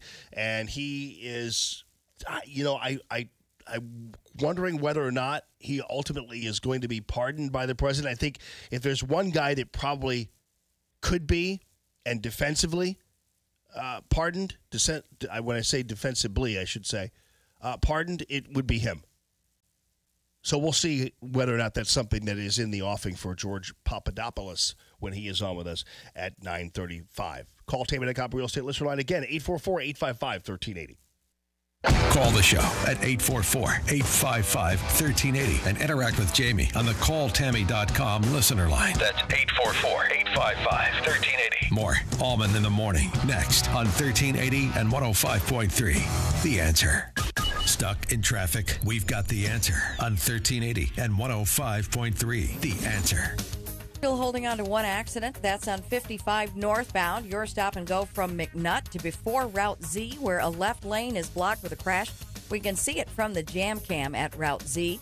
Our accident on 64 westbound at Kings Highway, though, has cleared, although you'll still see a bit of a backup to Route 157. 270 northbound, pretty jammed. Tesson Ferry to Manchester. Westbound 367 to West Florissant slows. 6440 eastbound Chesterfield Parkway west to Timberlake Manor, and McKnight to Big Bend. Westbound a little heavier, Kings Highway to Clede Station. 70 eastbound Bryan to Hughes and Blanchette Bridge to St. Charles Rock. Traffic is sponsored by Credit Karma. Get your truly free credit scores and free credit monitoring from Credit Karma today. Download the Credit Karma app now. Credit Karma, here's to progress. I'm Bonnie Green with your St. Louis Metro traffic on 1380 and 105.3, The Answer. Looking forward to going in tomorrow to skinandlaserstl.com, the Skin and Laser Institute there in beautiful Sunset Hills, 314-822-5309. That is where Dr. Elira Figueroa and her staff will hook me up and get me going with my immunity with this IV that is just another one of the offerings, and it's IV full of vitamins and everything else, and things that will keep you boosted, and that all natural, everything else, but still it's something that'll get you ready as you head into springtime and summertime and get you energized and get your immunity boosted. And just another example of one of the many offerings at the Skin and Laser Institute, Dr. Elira Figueroa. Here's a couple of them. You can go through the elements of your face. She does hydrofacials, which are great. You haven't experienced just luxurious feelings in your face until you've had a hydrofacial from Dr. Elira and her staff at Skin and Laser Institute. And that's beautiful. That just takes off. It's exfoliating, takes off kind of the top layer of your skin. And obviously, it's painless, everything else, and just reveals that nice, beautiful part of your skin that is, it makes you shine, let's put it that way. She also has microneedling and Botox and all that kind of stuff. Also, to get your body summer ready, she has ways to melt away fat and inches. She has the BTL Vanquish Me, the Exilus and Cellutone for body sculpting to melt away all of those things you want melted away. Also, she breaks down cellulite for you and also has, of course, skin tightening as well. So it's all that to get you ready for summertime and the pool and the beach and the wedding you're about to embark on, whatever it happens to be. She'll get you in shape, looking good at the Skin and Laser Institute in beautiful Sunset Hills. I want you to check it out on Instagram, Skin Laser STL, or on the web, skinlaserstl.com. And make sure you hook up with my doctor, Dr. Elira Figueroa, and the Skin and Laser Institute, skinlaserstl.com. KXFN, St. Louis, K287BY, St. Louis.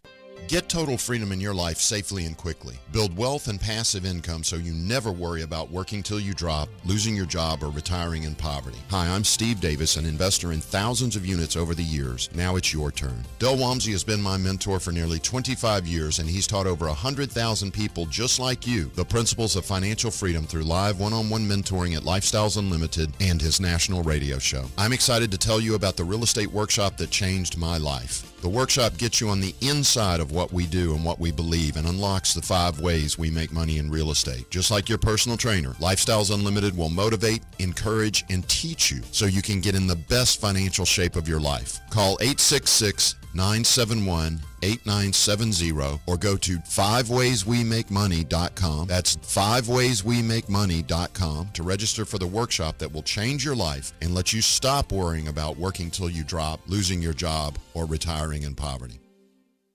Ladies and gents, thank you, Michael's Flooring Outlet, for being one of the many sponsors, handful of sponsors. They're sponsoring the Allman and Elder in the Evening show here at the View 17, and stlanswer.com is where you can get tickets to that. That's on May 9th on a Thursday. Thank you, Michael, for stepping up there. Michael has been stepping up his whole life. I mean, he started the Michael's Flooring Outlet with $700 in his pocket, and he was off to the races and created a wonderful, amazing business that is offering you 4 different locations, a fabulous website, a $500 off tax refund coupon right now, and help if you want it from each store specifically designed to your needs. So you can go on the web, michaelsflooringoutlet.com, and you can click on the chat element there, and they'll put you in touch with somebody who can help you with any kind of question you happen to have about your flooring needs. They've got this special brand new faux wood flooring line. This is fantastic. This is wood flooring that is really not wood, but it's a composite of sorts. It looks exactly like wood, so you can put it in high traffic areas. It can get milk spilled on it. The dog can pee on it, whatever it happens to be, and it's not going to warp, it's not going to stain, and it's not going to scratch. So that's a great opportunity for you as well. And of course, ceramic tiling and laminates and carpeting. The guy is fantastic for your home and your business. It's Michael's Flooring Outlet, michaelsflooringoutlet.com. The Ed Martin Movement this afternoon at 3. Now, Allman in the Morning continues on 1380 and 105.3. The Answer.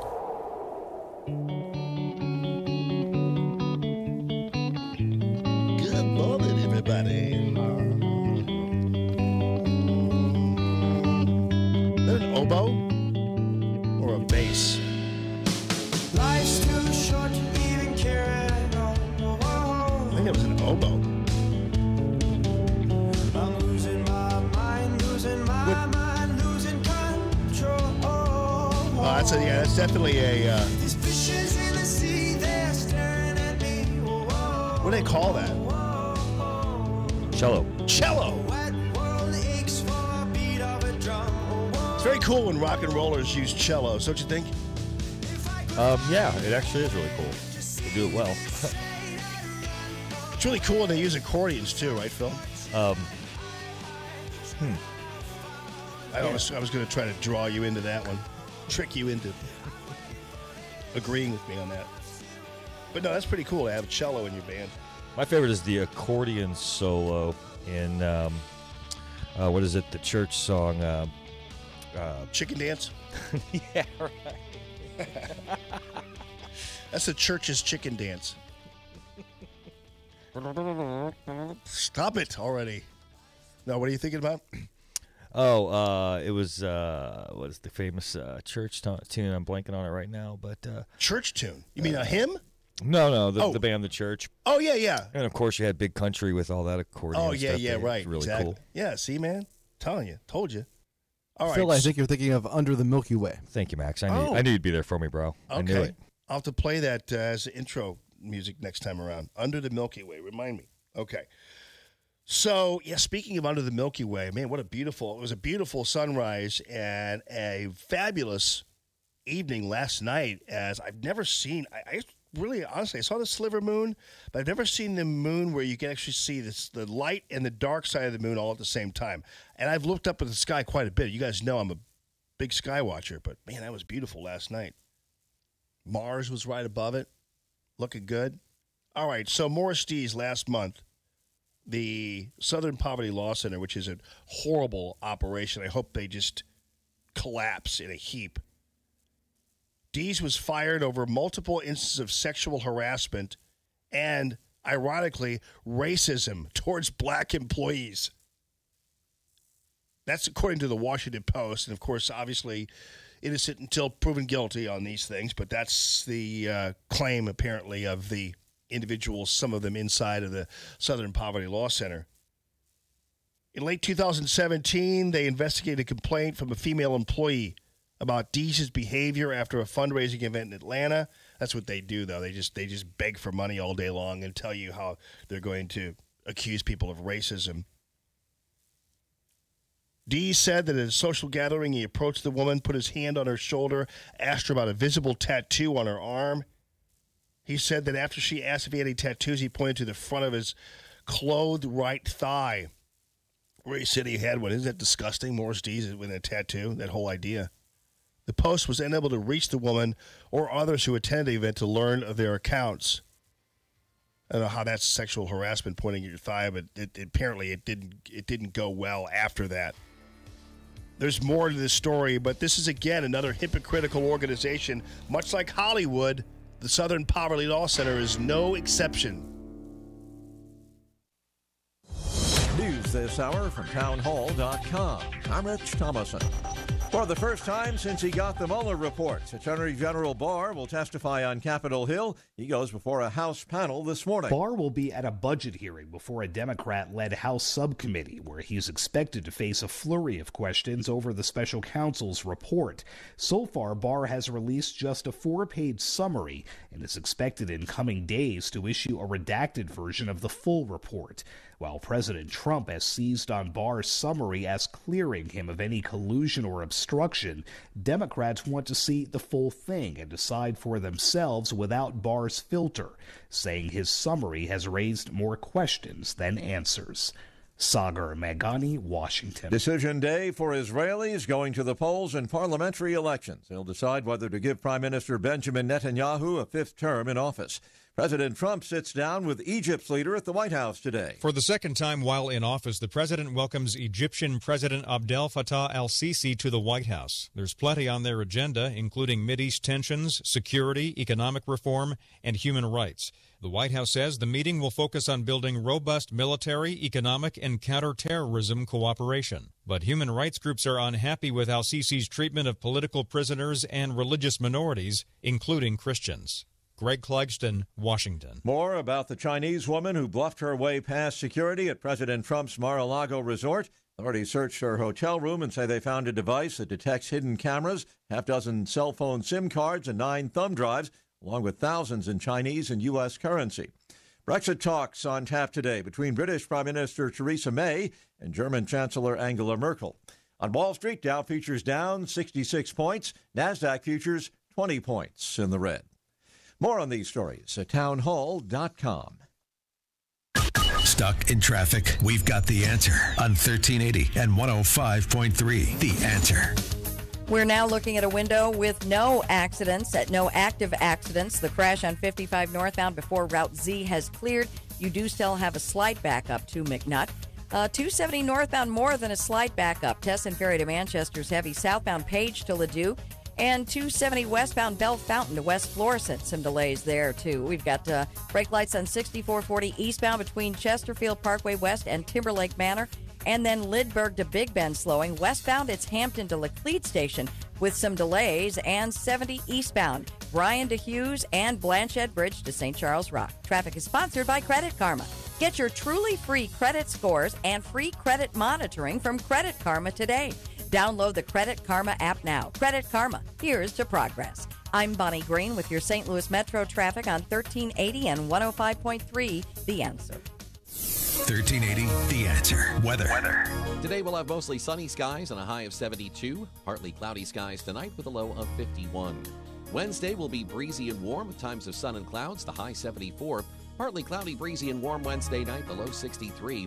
Mostly cloudy Thursday. It'll be windy with a strong thunderstorm. Those thunderstorms could bring hail and damaging winds. Thursday's high 76. I'm Drew Shannon with your St. Louis Metro forecast on 1380 and 105.3 The Answer. I'm Lou Dobbs. President Trump blocks a Major League Baseball deal with Cuba. Major earnings report set to roll out this week, and Atlantic City casino profits down. Those stories next. Hi, this is Alexander Green, Chief Investment Strategist for the Oxford Club. Just for a moment, I'd like you to picture the perfect stock. No doubt it would have hundreds of billions in revenue, more than IBM, Facebook, and Google. It would probably be a leader in cutting-edge technology like smartphones and robotics. It would be on the verge of dozens of blockbuster announcements. But most of all, it would be ultra cheap, trading at less than $3 a share. Now, it may seem crazy that such a stock exists, but it does. It's a cutting-edge tech company that has made deals worth hundreds of millions of dollars with Nokia, Microsoft, and Cisco, and a $29.2 billion deal with Apple. It's set to create 50,000 new jobs right here in America, and Donald Trump even calls it the eighth wonder of the world. Yet you've likely never even heard of the stock. Why? Because it trades under a secret name. To find out why the secret $3 stock can help you retire, simply go to onestockretirement.com. That's onestockretirement.com. 2 weeks into the 2019 Major League Baseball season, and President Trump has thrown the league a curveball. The Trump administration notifying Major League Baseball any recruiting from the Cuban Baseball Federation is now illegal because the federation is part of Cuba's communist government. The spring earnings report season begins this week. Major banks include J.P. Morgan Chase, set to reveal how much they earned during the first 3 months of the year. And last year, not a good one for Atlantic City casinos. Their profits down more than 15%. The Tropicana and Golden Nugget, the only casinos to raise operating incomes last year. Please join me for Lou Dobbs tonight, 7 o'clock and 10 Eastern on the Fox Business Network. This is the Lou Dobbs Financial Report. Joe Walsh explains what Mueller was supposed to do. He had a very narrow charge. Our democracy was attacked. Find out, Bob Mueller, exactly what Russia did. And as best as you can, find out if anybody in America helped Russia. That was all Robert Mueller was charged with looking at. The Joe Walsh radio program. Weeknights at 8 on 1380 and 105.3. The Answer. Breaking news. Stimulating talk. Imagine doing one thing that gives you an entirely different perspective about your place in the world. Think it would be worth it? Dennis Prager here, inviting you to join me for a 10-day Stand with Israel tour, a tour through the land of Israel in December 2019. Come with me to get first-hand insight into Israel's fascinating past and promising future. Walk the ancient temple steps, sail on the Sea of Galilee, and so many more unforgettable moments. Return home inspired, renewed, and empowered. If you've ever dreamed of seeing Israel, this is your opportunity. With expert guides and important lectures at key sites, we'll be together in the comfort and safety of luxurious accommodations the whole time. Join me for a life-changing adventure to give you a renewed sense of purpose. Join Dennis Prager and Mike Gallagher for an unforgettable guided tour through Israel this December 2nd through 11th. Book your trip now at theanswerstl.com.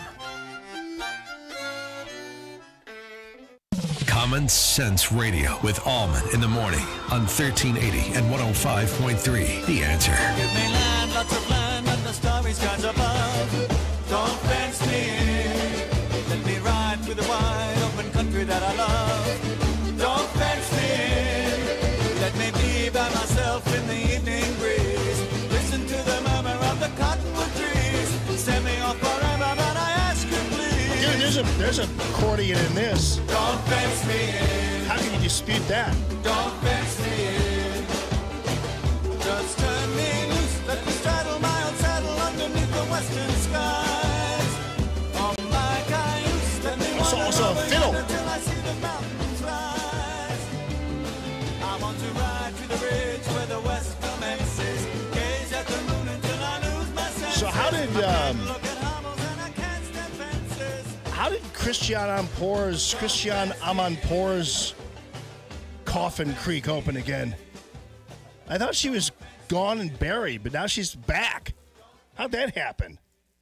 So she's now on PBS. Now, Christian Amanpour used to be with CNN, and she was really, I mean, I always thought, I mean, she was a war correspondent, and you know, she was pretty good at what she did, I thought, as a war correspondent.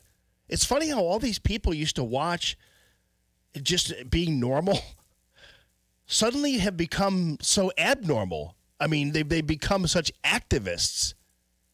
It's so disappointing. And again, I don't fault them for having opinions. I mean, that's what I do.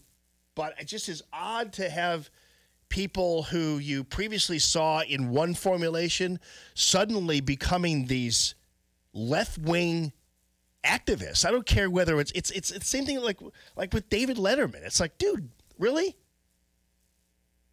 I mean, you're so talented and you have so much going for you and you had such a great career. What's with your stupid long beard and your crabby ass hate Trump thing? What's that all about?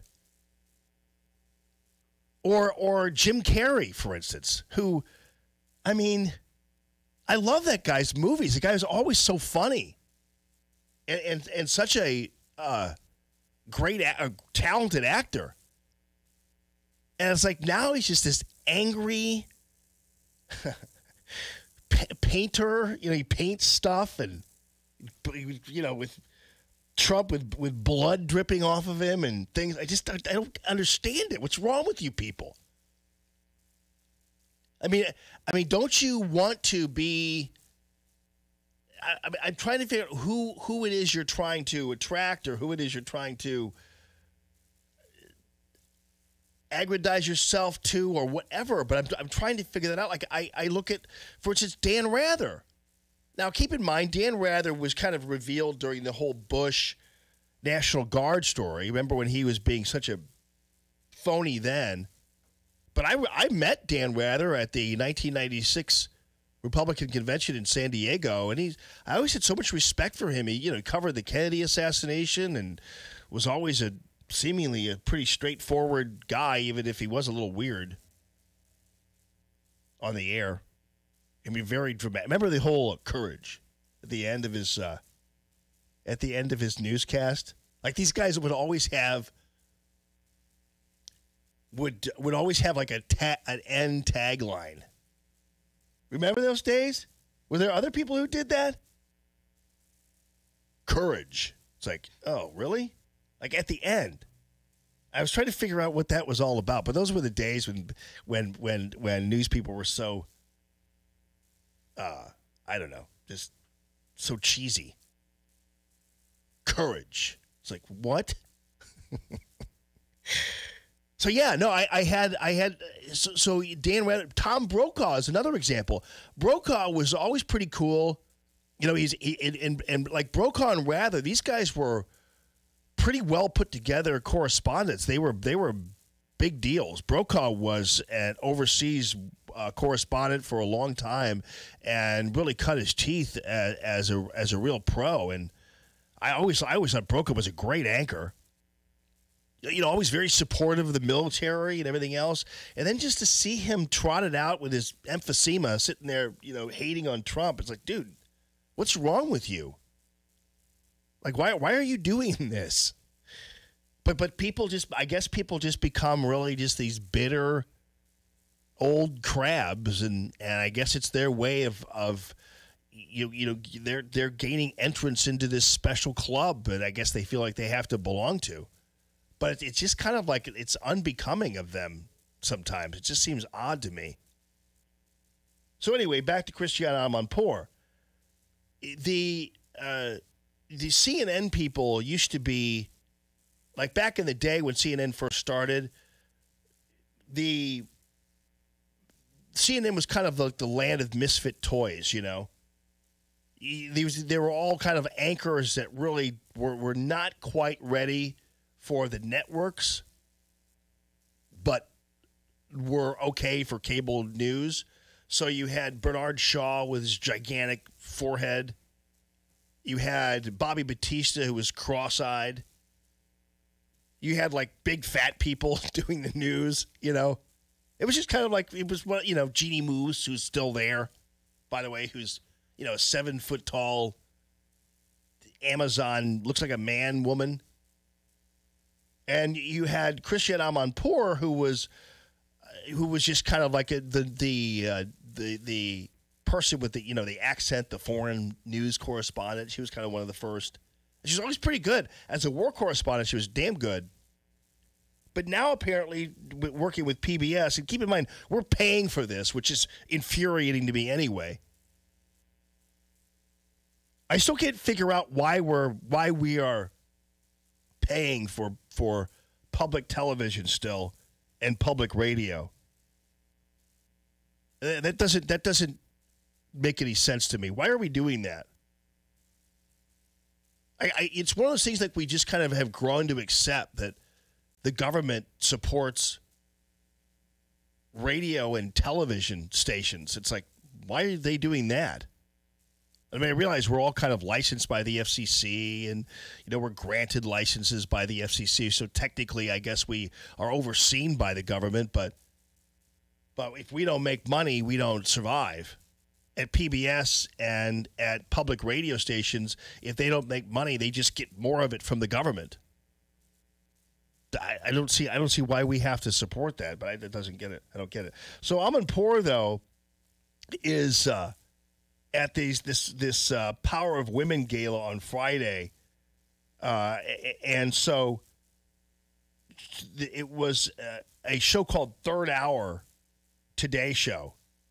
It's Chanel Jones, so she's got the Third Hour, and it aired on Monday, and Christiane Amanpour started to talk about how terrible it was that the attacks on the media are corrosive. She's taking the Jim Acosta approach, saying that any criticism of the media somehow is some kind of violation of the Fourth Estate and somehow a threat to the First Amendment and everything else. Except when it's Fox News criticism, then it's okay. Like, it's okay, for instance, to bar Fox News from for the Democrats to say Fox News can't do any of the debates. It's perfectly okay. Now, if President Trump said Republicans are not going to have CBS News or CNN do any of the debates, there'd be an outcry. They dig up that one reporter shot in Sri Lanka last May. See, this is what will happen to us if President Trump continues to keep us from doing debates. The journalists are under siege all around the world, and we're no different now. It's like, no, not really. You're just being jackasses at news conferences, and we don't put up with it. That's pretty much the way it is. But anyway, had that been the Republican Party, it would have been, again, considered to be like a big threat to the First Amendment and to sovereignty here among the Fourth Estate. But here's Amanpour right after she criticizes Fox News. I mean, in this interview. Following years of reporting from the front lines and in the newsroom, it's no surprise that Christiane Amanpour believes in the Committee to Protect Journalists. We are watching an era in which life for journalists becomes tougher and tougher, more and more dangerous. We are truth tellers, we're truth seekers. Not in the U.S. I mean, if you're in Mexico and you're reporting on the cartels, I don't know how many people have. I think there have been like 100 journalists killed in Mexico reporting on the cartels. But this idea somehow that journalists are threatened or in danger here in the United States of America is patently ridiculous. Is totally false. They're a bunch of coddled, spoiled, rotten brats who lie. That's why we call them the media. But this idea that somehow, against the backdrop of piano and violin music, I've got to feel sorry for Christiane Amanpour and her gaggle of liars is kind of weird to me. I don't know. To protect journalists. We are watching an era in which life for journalists becomes tougher and tougher, more and more dangerous. We are truth tellers, we're truth seekers, we go for the evidence and the facts. So we need... No, they don't. Who's she talking about? Maybe actually... her. I mean, maybe she's actually has a better credibility mark than anybody else does. I mean, maybe she has comported herself that way, but she's criticized Fox News and everybody else before too. She's the one who suggested to James Comey that chance of lock her up should be barred by the FBI, made illegal. I mean, can you believe that? Do you think that something should have been done about the chance of lock her up? Do you think that's legal? That should have been acceptable? It's like, excuse me? So again, it's an example of how the journalists are what's good for them is all that's important. It doesn't matter what might be good for other people. They are the most important people. And you unwashed deplorables who yell, lock her up, must be silenced by the palace guards in the media. Committee to protect journalists, to protect and to have our backs while we do that job. The committee Following years. The committee to protect journalists? A corrosive and destructive influence and effect on one of the most important pillars of our democracy and our freedom. That's not true. Is journalism really the most important pillars of our... We're not a democracy, but who's counting? Again, keep on calling it a democracy. Is journalism really a pillar of our democracy, as she calls it? I don't think so. I think journalism in the United States of America is embarrassing. It doesn't matter whether you pick up the copy of the Post-Dispatch or you see their editorial page or even some of their reporting. I mean, it's unfortunate they have some really good reporters over there who are undermined by what's in the rest of the paper. Or you look at the CNN. I mean, I think most people don't, or MSNBC, whatever, they just don't trust it anymore. I think it's a pillar of our democracy. What, using anonymous sources because you're campaigning against a president you didn't want elected in the first place? I'm not quite sure that's acting as a pillar in our democracy. We do. Well, we keep doing our jobs. We rise to the challenge and we redouble our efforts to be as diligent as we possibly can. Yeah, baloney. All this soaring kind of piano music behind her and be diligent. I think you're diligent enough. Thank you very much. You're diligent working for the Democratic Party and you're diligent working for the left. I think you're doing a fine job being diligent, sweetie. Call the Tammy.com real estate listener line at 844-855-1380. It's Common Sense Radio. More Allman in the Morning coming up on 1380 and 105.3. The Answer. Stuck in traffic? We've got the answer on 1380 and 105.3. The Answer. Looks like what we thought was a stall is an accident. That's on 364 eastbound. You've got a center lane blocked after Maryland Heights Expressway, and your big backup starts at Mugie. We can see the accident from the jam cam at 141. Now, we still have some good-sized delays. 270 northbound, Teston Ferry to Manchester. Southbound, Page to Ladue is backed up. 6440 eastbound, Lindbergh to Big Bend, really heavy now. Westbound, Hampton to Laclede Station. 70 eastbound, Bryan Road to Hughes, Blanchette Bridge to St. Charles Rock. Westbound, Poplar Street Bridge to St. Louis Avenue and Kings Highway to Lucas and Hunslow, too. Traffic is sponsored by Farmers Insurance. At Farmers Insurance, they know the sound of a perfect hot air balloon landing and the less than perfect one. Seen it? Covered it. Talk to Farmers. I'm Bonnie Green with your St. Louis Metro traffic on 1380 and 105.3 The Answer. Ladies and gentlemen, I am proud to announce the return to the Allman in the Morning show of ThrottleNet. George Rosenthal and the team over there, these guys are amazing with what they do. And ThrottleNet has been a longtime supporter of Allman in the Morning and is now back with Allman in the Morning, and thank you very much to ThrottleNet. They have IT support and security all in one. So businesses like yours that need to make sure that all of your records are secure. I mean, you get somebody, if you're an insurance business or if you're a medical business or if you're in any kind of line of work where you're keeping files on people, banking, you name it, if somebody cracks into your file, that will destroy your business, because what happens is once somebody's information is compromised, then suddenly you are in a deep state problem at that point, because people aren't going to come back to you if they don't feel that you are secure. And as a business, you want to make sure you are secure. As a business, you want to make sure that every consideration made in terms of securing you and making sure that all of your network operational elements are tightened and that the screws are tight as can be.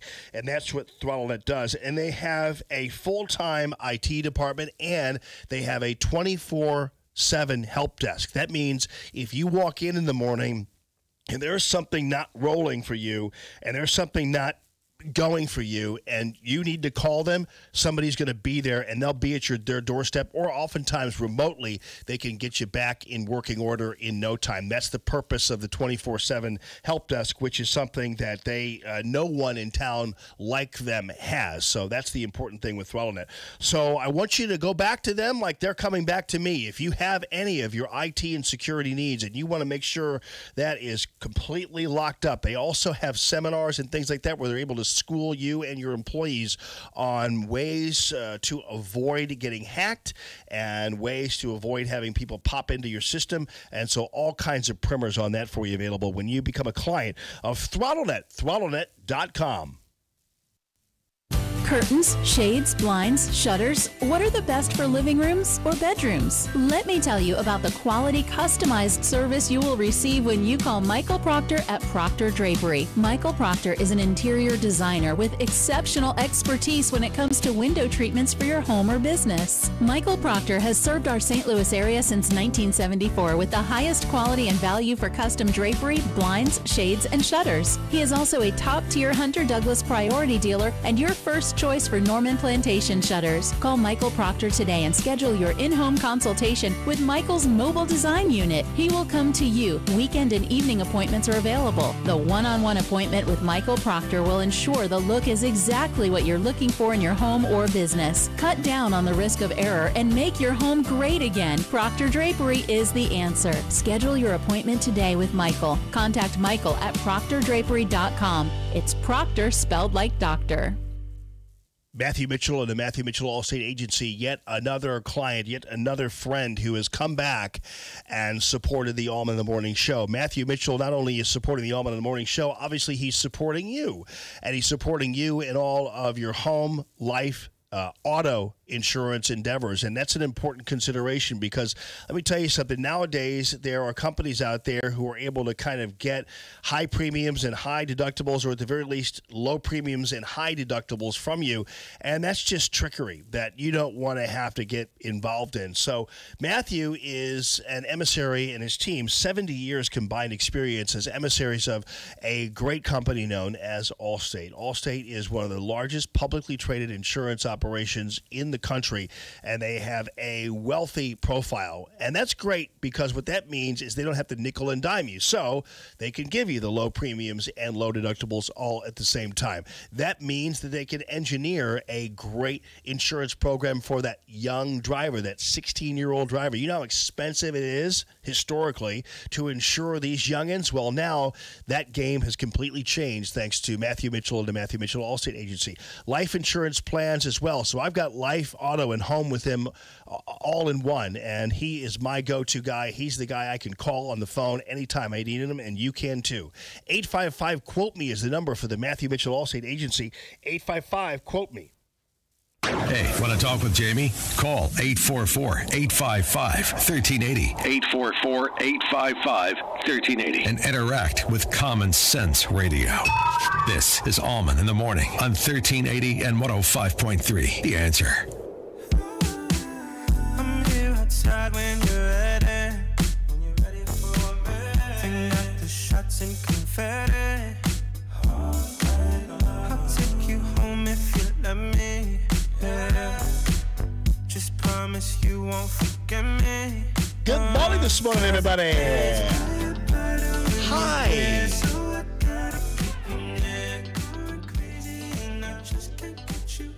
I know you guys know I love music, and I know you think I like a certain type of music, but I'm in love with this new Khalid record, man. It's good. This is one of those things, Phil, where they kind of have these young guys, they get hooked up with some really good producers and people, and they rock it, you know? It's like 21 Pilots, you know, these guys came out and they've got these producers that are just out of the world, and obviously Khalid's talented in himself, but it's a good record right here. Good morning this morning. Of course, the minute I say that, it's like I know that Aiden loves Khalid too, so I can't say it too much because then, the kids are, like, oh, my dad likes Khalid. You know what I mean? My kids love me, but you know what I'm saying? It's kind of like when what happened with Facebook is when the parents started getting on Facebook, it was like the kids were like, see ya. No longer on Facebook. Thank you very much. That happens. Then they go to Instagram. So if you're a parent and you're, you want to keep it quiet, I wouldn't go, "Hi, honey, I just created an Instagram account. What do you think?" It's like, ugh. Then they're going to move on to something else. I think that happened with MySpace too. Remember MySpace? Oh, MySpace is like going, darn it, we had a chance, and we were the first Facebook. Darn it! Wonder where the MySpace people are now. They probably actually took all their money and ran. Don't you think? They probably made all their money and scooted. I loved MySpace. So yeah, I don't like Facebook that much, but I loved Facebook. I mean, MySpace. You were able to do a lot with it as a user. So I mean, you could code in it and stuff and make your own stuff. It was really creative. Way better. I wonder if you could redo that, re-energize that. Justin Timberlake was supposed to be involved early on there to revamp it, but then he disappeared again. So I mean, I think people would experiment with that if it started again. Oh yeah. Call Table.com real estate listener line 844-855-1380. With SRN News, I'm Rich Thomason in Washington. For the first time since he got the Mueller report, Attorney General William Barr testifies on Capitol Hill. He's going before a House panel this morning. It is decision day for Israelis. They're going to the polls in parliamentary elections, deciding whether to give Prime Minister Benjamin Netanyahu a fifth term in office. President Trump will sit down with Egypt's leader for talks today at the White House. Talks today on Brexit between British Prime Minister Theresa May and German Chancellor Angela Merkel. On Wall Street this morning, stocks just opening lower. Just after the opening bell, the Dow is down about 153 points. The blue chips at 26,188. The S&P is off 14 points, and the NASDAQ Composite Index opening down 32 points. More details at srnnews.com. Stuck in traffic? We've got the answer on 1380 and 105.3. The Answer. We're still looking at one accident causing a problem. That's on 64 westbound. It's on the right shoulder at Kings Highway. The backup starts at 255. Flooding still an issue in West Alton. Northbound and southbound 67 are sharing the northbound lanes between the Missouri River and the Mississippi River because of flooding. 270 northbound, Tesson Ferry to Manchester, big backup there. Westbound slows Bell Fountain to West Florissant. 55 northbound tight, Union to Weber. We've got delays on 6440 eastbound. Chesterfield Parkway west to Timberlake Manor, then McKnight to Big Bend. Westbound, it's Hampton to Laclede Station Road, backing up there. Traffic is sponsored by Credit Karma. Get your truly free credit scores and free credit monitoring from Credit Karma today. Download the Credit Karma app now. Credit Karma, here's to progress. I'm Bonnie Green with your St. Louis Metro traffic on 1380 and 105.3 The Answer. 1380 The Answer. Weather. Today we'll have mostly sunny skies and a high of 72. Partly cloudy skies tonight with a low of 51. Wednesday will be breezy and warm with times of sun and clouds, the high 74. Partly cloudy, breezy, and warm Wednesday night, the low 63. Mostly cloudy Thursday. It'll be windy with a strong thunderstorm. Those thunderstorms could bring hail and damaging winds. Thursday's high 76. I'm Drew Shannon with your St. Louis Metro forecast on 1380 and 105.3 The Answer. Dana Lash. Kids, today you will be judged in this social media era as a 50-year-old for what you're doing right now. If you think, wow, I'm so glad I escaped that, just you wait in several decades to ruin your life. No, but if you're a Democrat, that's like having the Costco card. And you walk in, you just flash that card, and they're like, oh, it's okay. You can go in without being trashed and having your life ruined. It's great. The Dana Show. Weekdays at 1 on 1380 and 105.3. The Answer. Imagine doing one thing that gives you an entirely different perspective about your place in the world. Think it would be worth it? Dennis Prager here, inviting you to join me for a 10-day Stand with Israel tour, a tour through the land of Israel in December 2019. Come with me to get firsthand insight into Israel's fascinating past and promising future. Walk the ancient temple steps, sail on the Sea of Galilee, and so many more unforgettable moments. Return home inspired, renewed, and empowered. If you've ever dreamed of seeing Israel, this is your opportunity. With expert guides and important lectures at key sites, we'll be together in the comfort and safety of luxurious accommodations the whole time. Join me for a life-changing adventure to give you a renewed sense of purpose. Join Dennis Prager and Mike Gallagher for an unforgettable guided tour through Israel this December 2nd through 11th. Book your trip now at theanswerstl.com. Larry Elder, tonight at 5. Now, back to Allman in the Morning on 1380 and 105.3. The Answer.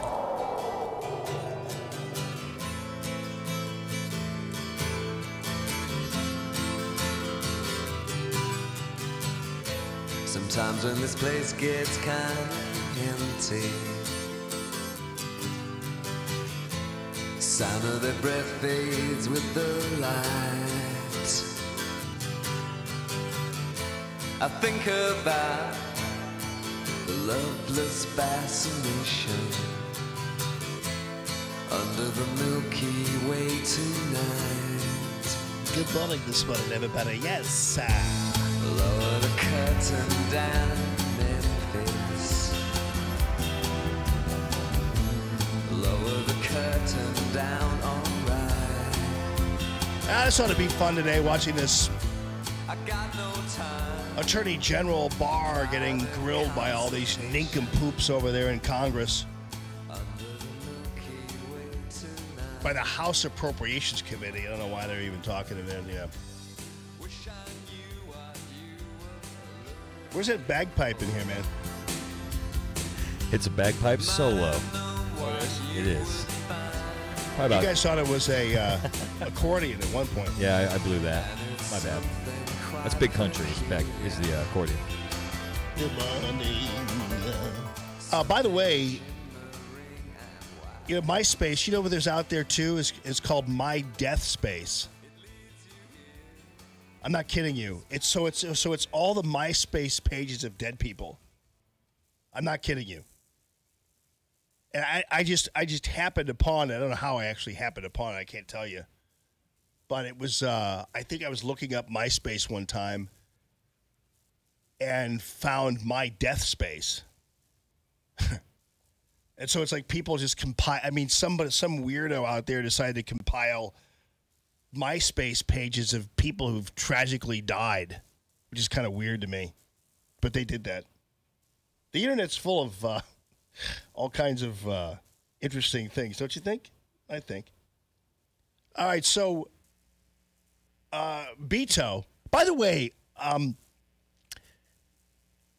is I'm trying to figure out, and I'm not kidding about this. I'm really serious about it. I'm trying to figure out when.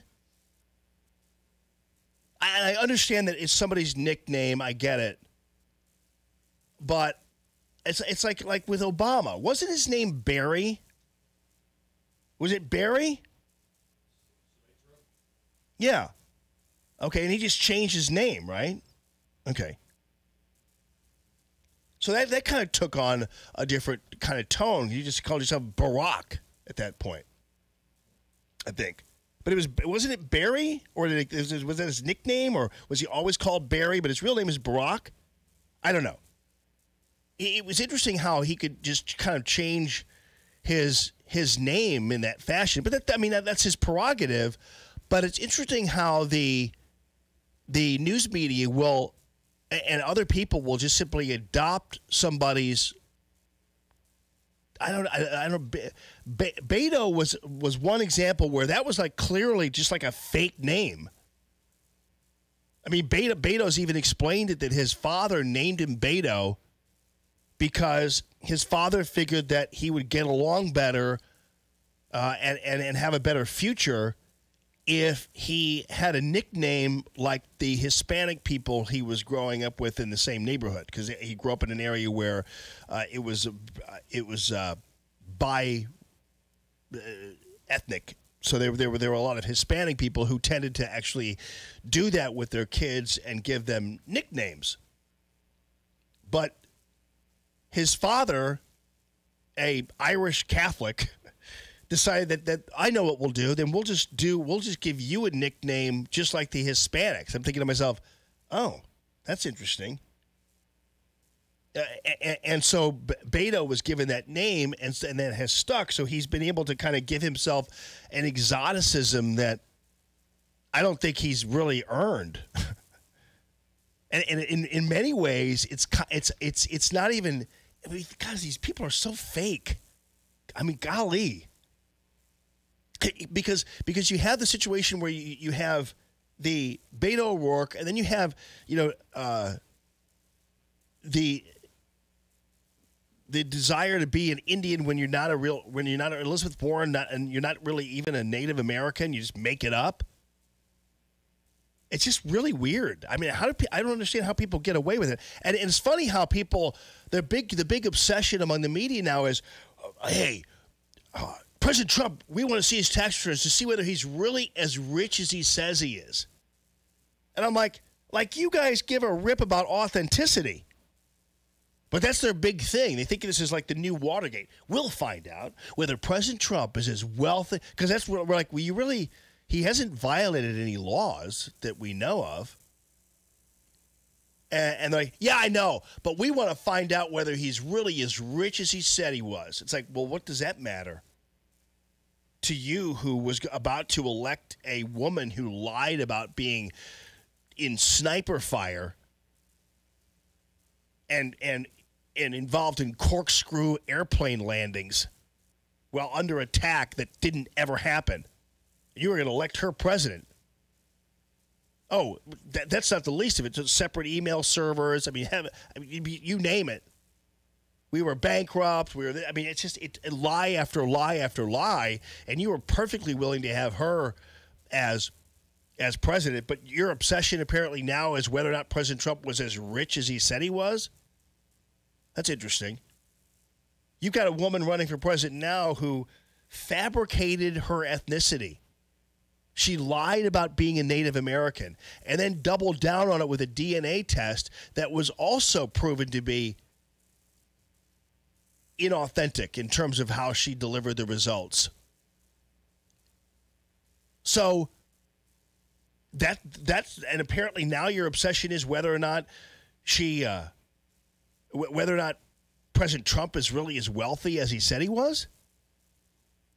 And then you've got this character Beto O'Rourke, who's got basically a fake name given to him just for convenience sake by his dad.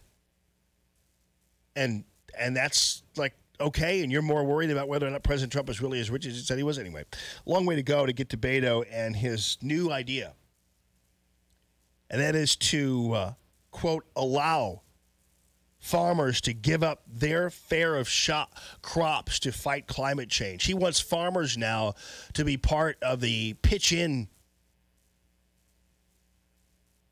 campaign to help with climate change, because apparently these crops are emitting too much in the way of poisonous gases into the atmosphere and taking up too much of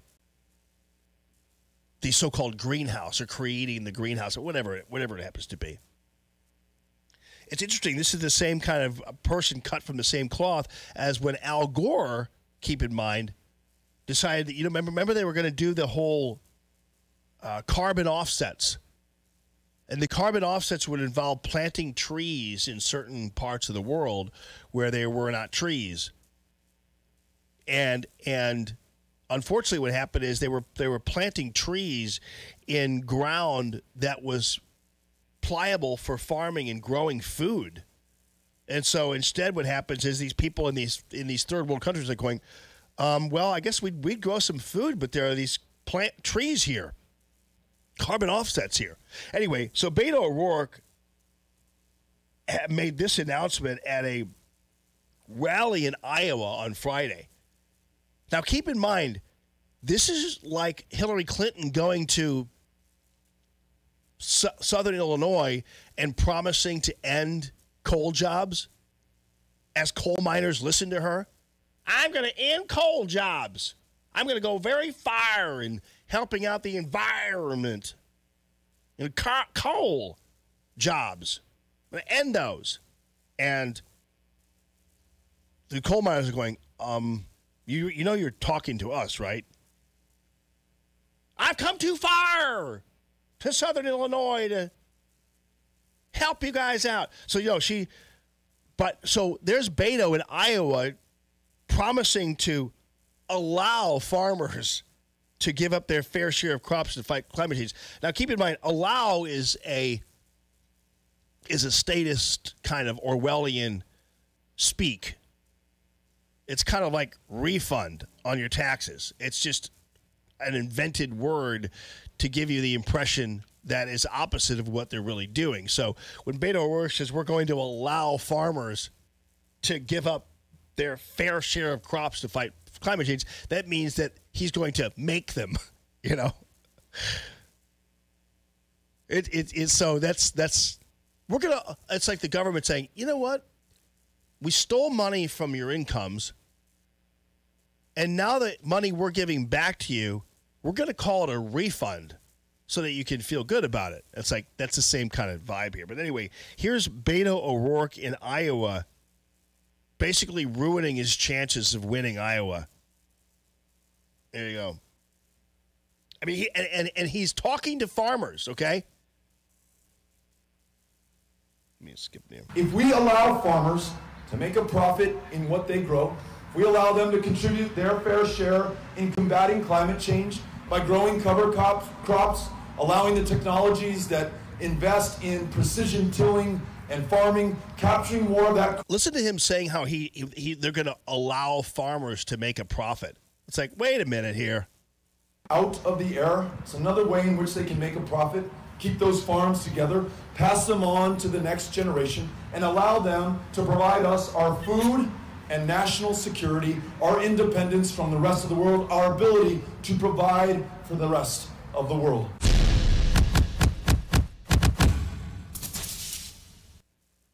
So he wants to basically force farmers to grow cover crops or whatever it happens to be to help fight climate change. Now, here's the one thing that farmers are going to have an issue with if something like this would come forth. This is kind of the problem when you get too tied into government assistance and government help. Because what happens is farmers who already experience a certain level of government help in terms of price supports and other things are going to wind up actually kind of in a situation where it's like, oh, okay, you support us, so now you can tell us what to do. It's always been kind of the problem when you are tying yourself too far into government, which is why I always talk to when Catholic schools or these folks always say that they want a tax credit for their tuition. I'm thinking, be careful what you wish for, because the minute the government gives you something, the government is going to be allowed or will take advantage of that and start to dictate how you operate. And so I always said, it'd be great to get a tax credit because I send my kids to Catholic schools. It'd be great to get a tax credit for Catholic school education. But unfortunately, the other side of that is once the government is involved in your education and involved in what's going on, the government's going to eventually take what it thinks it belongs to it. And farmers now, that's the problem with these crazy Democrats like Beto O'Rourke. As they start to get involved in your business, you're going to stay out of my business. And what Beto O'Rourke and the government says, listen, we're already in your business because we're helping you out. We're paying you, like in Wisconsin with the milk price supports. We're helping you out. We're giving you dollars to grow, and sometimes even paying you not to grow. So be careful what you wish for in terms of getting that kind of help. But farmers in Iowa, believe me, this isn't going to go over well with them. But unfortunately, the argument that will be lodged to them is, well, then let's get rid of your tax credits then, or let's get rid of your credits for growing. Let's get rid of your price supports. Let's get rid of all that, and then maybe you'll be happy. We'll go ahead and we'll go ahead and do it that way. Is that how you want to do it? And then the farmers would be like, well, I guess we have no choice. We're going to have to put up with it one way or the other. Your phone calls are welcome. Call Tammy.com. Real estate listener lines 844-855-1380. This is Common Sense Radio. More Allman in the Morning coming up on 1380 and 105.3. The Answer. Stuck in traffic? We've got the answer on 1380 and 105.3. The Answer.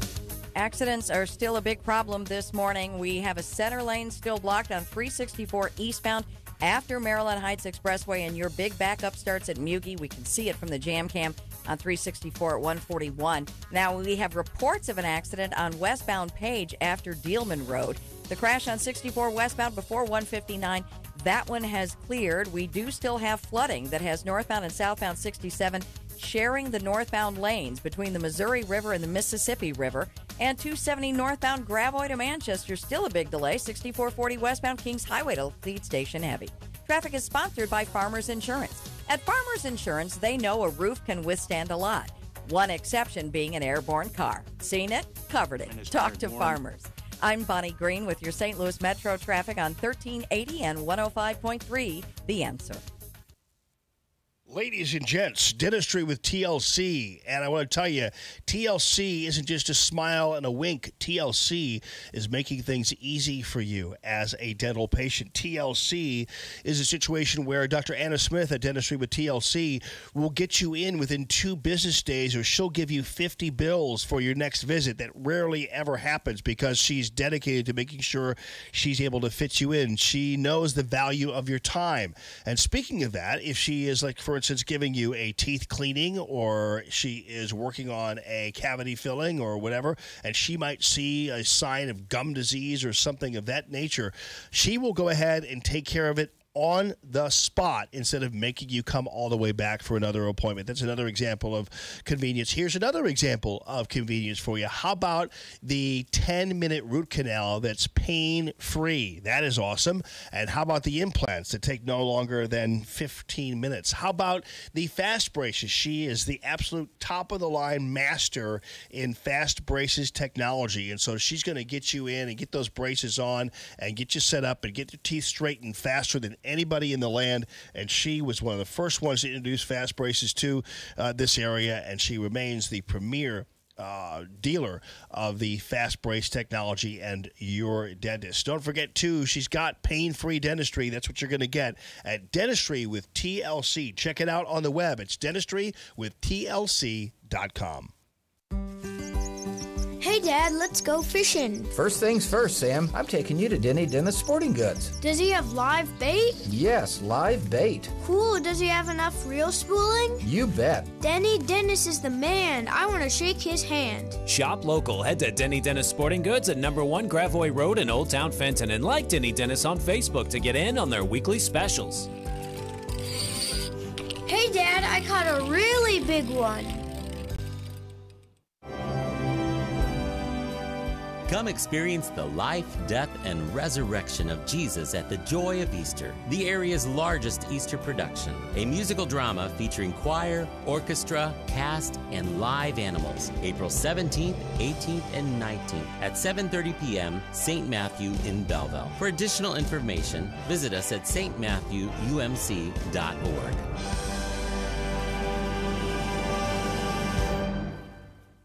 My Pillow. Oh, yes. Gotta love MyPillow and Mike Lindell and the rest of the team there.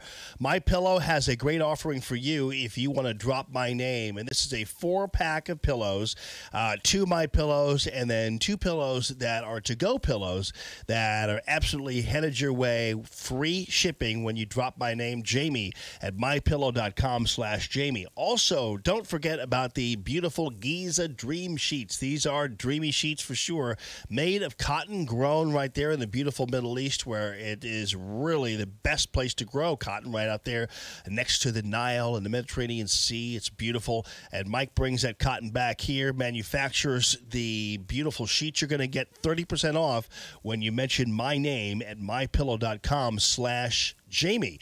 And these sheets are going to sleep you coolly, comfortably. And if you're one of those people who's always, you go to a hotel, you're going, why can't I get this kind of sheet in my crib? And it's like, well, you can. Now you can have the hotel-rated sheets at mypillow.com/Jamie. Curtains, shades, blinds, shutters. What are the best for living rooms or bedrooms? Let me tell you about the quality customized service you will receive when you call Michael Proctor at Proctor Drapery. Michael Proctor is an interior designer with exceptional expertise when it comes to window treatments for your home or business. Michael Proctor has served our St. Louis area since 1974 with the highest quality and value for custom drapery, blinds, shades, and shutters. He is also a top-tier Hunter Douglas priority dealer and your first choice for Norman Plantation shutters. Call Michael Proctor today and schedule your in-home consultation with Michael's mobile design unit. He will come to you. Weekend and evening appointments are available. The one-on-one appointment with Michael Proctor will ensure the look is exactly what you're looking for in your home or business. Cut down on the risk of error and make your home great again. Proctor Drapery is the answer. Schedule your appointment today with Michael. Contact Michael at proctordrapery.com. It's Proctor spelled like doctor. KXFN St. Louis, K287BY St. Louis. Hey, don't just listen to Allman in the Morning. See the show at theanswerstl.com. Now, more Allman in the Morning on 1380 and 105.3. The Answer.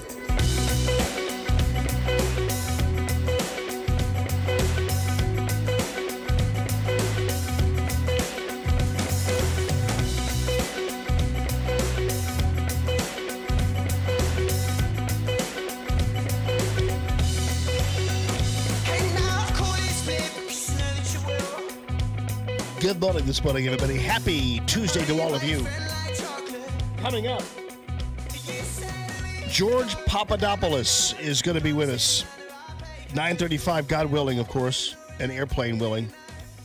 Deep State Target, how I got caught in the crosshairs of the plot to bring down President Trump. He's going to be with us. Papadopoulos is going to be joining us. We've got this hearing going on right now in D.C., and this is the bar hearing where all the people are showing off at the hearing their skills at just being badgering nincompoops there at the Appropriations Subcommittee. They want to know about the Mueller report. Here, so you want to hear a little bit of it? Here, let's see what it is. Than in the previous 7 years combined. We now employ the largest number of immigration judges in history, with 46% more immigration judges than just 3 years ago. That is having an impact on immigration cases. After 8 consecutive years of declining or stagnant productivity between fiscal year 2009 and fiscal year 2016, our immigration judges have increased case completions. I don't think they really want to hear about that. Them in advance. Did you use any of the summary documents prepared by the special counsel in drafting these documents? 24th and 29th. Yeah, this is the guy. I want to see who this dude is from New York. $15 million for the special counsel's work, and yeah, it's boring. Not to charge them. Joseph Serrano from New York. These New York guys, they're really pieces of work, though, aren't they? The Serrano guy. It's like, how do these guys? I always wonder how these guys get elected. Like this Nadler character and this Serrano guy. How do you? What's your stump speech sound like? You know, ladies and gentlemen. It's like, what? I love this, too. In Missouri, and I want to take your phone calls on this if you want to. I love the headline in the Post-Dispatch.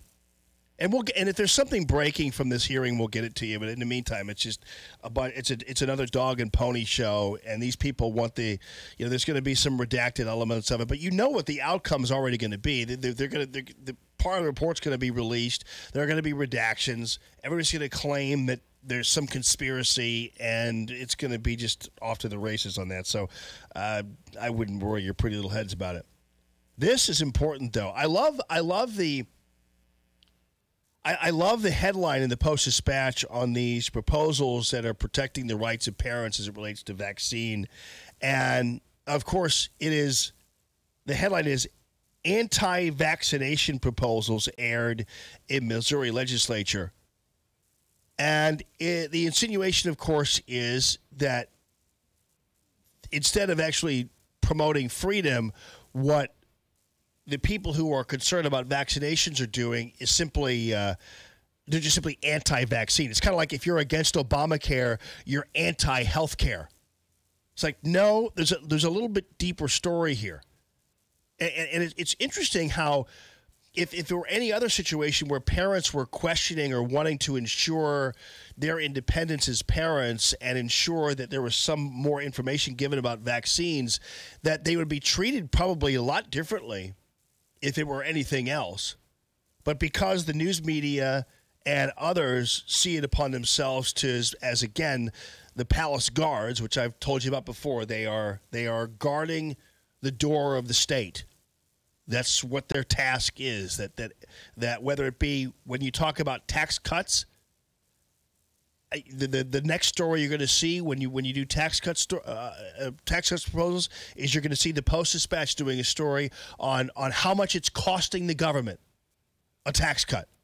That's the kind of twisted type of palace guard mentality that you're getting. But anyway, I'll dig into the story here because it's an important one down in Jefferson City as a variety of proposals that I believe are parental freedom proposals more than anything else.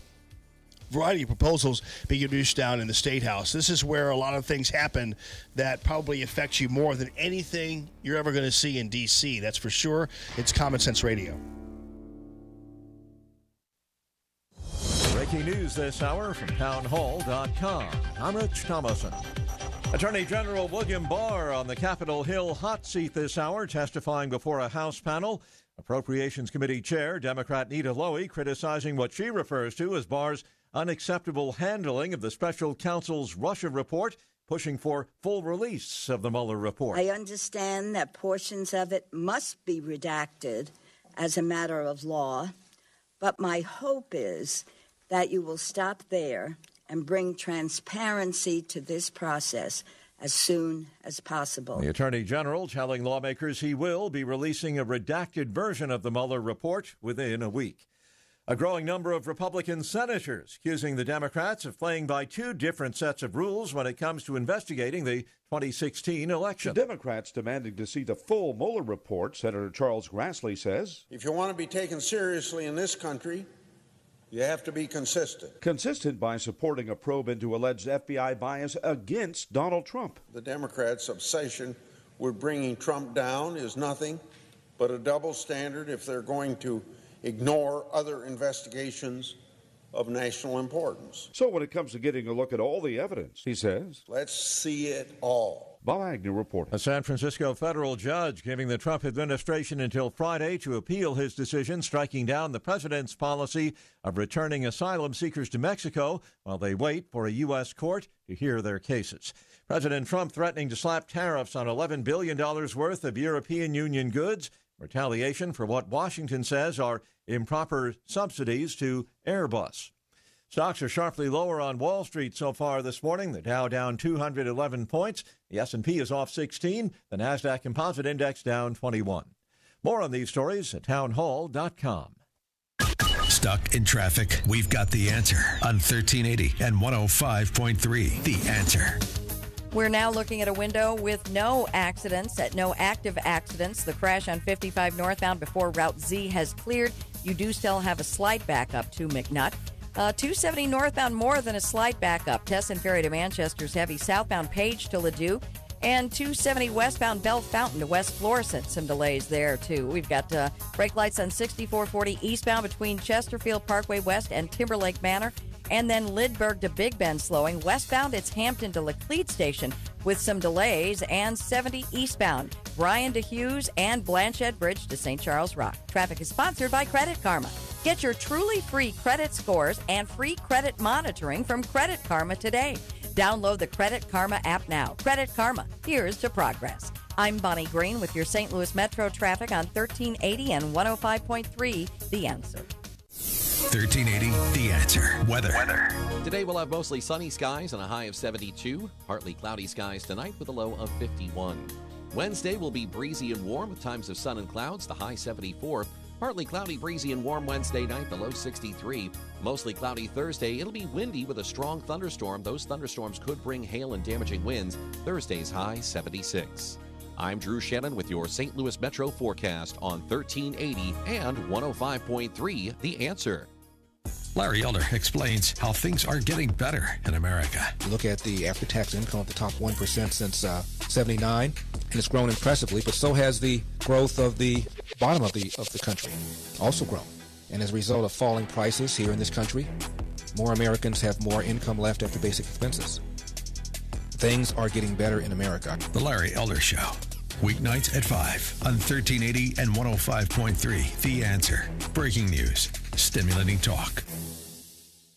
Imagine doing one thing that gives you an entirely different perspective about your place in the world. Think it would be worth it? Dennis Prager here, inviting you to join me for a 10-day Stand with Israel tour, a tour through the land of Israel in December 2019. Come with me to get first-hand insight into Israel's fascinating past and promising future. Walk the ancient temple steps, sail on the Sea of Galilee, and so many more unforgettable moments. Return home inspired, renewed, and empowered. If you've ever dreamed of seeing Israel, this is your opportunity. With expert guides and important lectures at key sites, we'll be together in the comfort and safety of luxurious accommodations the whole time. Join me for a life-changing adventure to give you a renewed sense of purpose. Join Dennis Prager and Mike Gallagher for an unforgettable guided tour through Israel this December 2nd through 11th. Book your trip now at theanswerstl.com. This hour of Allman in the Morning is brought to you in part by Dr. Anna Smith. Come see what your smile can be at Dentistry with TLC. Common Sense Radio with Allman in the Morning on 1380 and 105.3 The Answer. Give me land, lots of land, and the starry skies above. Don't fence me in. Let me ride through the wide open country that I love. Don't fence me in. Let me be by myself in the evening breeze. Listen to the murmur of the cottonwood trees. Send me off forever, but I ask you please. Don't fence me in. Good morning this morning. Good morning. Good morning. Good morning. You wouldn't believe some of the... Well, you wouldn't believe it, but some of the conversations we have off the air, and I was just grilling Phil, because Phil announced to me that he has never eaten a tomato ever in his entire life. You've never had a tomato. Like, you've never had a tomato. You've never had a tomato. Well, you pointed out that salad on the TV, and I know. If it looked good, and I said it looked disgusting. I've never had a salad, actually, so I've never had a tomato. My sister gave me a piece, apparently, when I was like 5 in front of the TV. She used to eat them with salt and just chop them up and eat them with salt, apparently. Yeah. And she gave me a piece, and I spit it out, and then I never tried it again. So there you have it. No tomatoes. And I said, well, why do you think tomatoes are gross? He goes, because they're gross. He's like, I'm from Granite City, man. I'm like, so? Beefaroni, baby. Beefaroni. Honeycomb cereal. I got to tell you, man, I always go back to that. I always think it's fascinating. I'd love to kind of find out more about the origins of food, because when you think about it this way, like the first person who ever ate a tomato was pretty brave. I think what happened is humans watched animals eat things, and then if they didn't die, if the animals didn't die, then they'd go ahead and eat it, I think. Because generally, like I guess, part of it might be, generally you'd think that like a tomato really looks poisonous. I mean, if you just had to really just like think about it, like you wouldn't automatically just bite into one because it would look poisonous. It looks poisonous to me, a tomato. Doesn't look like necessarily because you open it up and there's just a bunch of seeds and mush in it and everything. I love tomatoes, but you'd think that there would be some thing there where there'd be somebody averse to it, but they ate it for the first time. Those brave souls.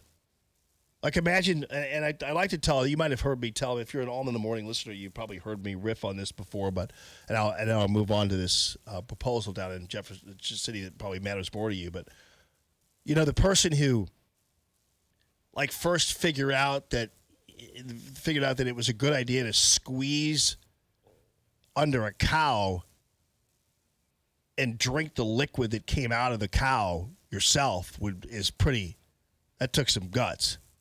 You know what I mean? Like to figure like, oh, I know. Obviously they saw the calves eating from the cow, but they wouldn't automatically say, I know, let's drink that too. Right? Because like you wouldn't do that to a dog or anything, right? Or I guess people do it to goats. It's like they got bored with cows, and then suddenly they watched a goat go by and go, I bet you we could make some cheese out of what's coming out of that thing too. Thus, goat cheese. Imagine the person who like said, hey, let's drink goat milk now. It's like, dude, we already just had cow milk. We just got passed through all that thing. It was fine. Now suddenly you want to drink from a goat? Yeah. Turns out goat cheese is delicious. I don't really drink goat milk, but goat cheese is pretty good. And then, of course, you had to figure out a way to squeeze from under the cow without the thing kicking you in the head and paralyzing you. And that took a lot of ingenuity, too. So anyway, I should write a book about the origins of all that. Or maybe not. All right, so the headline on the Post-Dispatch story is anti-vaccination proposals aired in Missouri legislature. It's funny how, like, if there were abortion initiatives in the legislature, they would call it anti-choice measures. But I love how the left and the news media, they all love choice until a conservative or a person who's not among their elite suddenly want to have their choice. Isn't it interesting how they love choice until it's you who wants to be the one to choose? I mean, they consider the choice to kill a baby more important than the choice for you to do due diligence in finding out whether a vaccine squirted into your child is safe. Did you get that inanity? They think that you should have more power to choose whether or not you end the life of a child than if you want to do diligence in possibly protecting the health of your child. You get that? You all, I'm sure, you people at the conservative end try to keep notebooks to keep up with all the hypocrisy and stupidity we see on a regular basis, right? You got to keep a notebook. You got to keep score. Let's see. Okay, I'm a white male. I'm terrible. Let's see. I'm a slaveholder. Okay, good, fine. Okay, and of course the black guys have their own notebook. Let's see.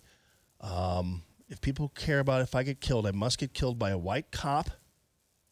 I got to get killed at a mosque or a church, and I need to be killed in groups. Okay, good, gotcha. What about a black cop? No, I can't be killed by a black cop because then people don't care about that. No. Okay, good, fine.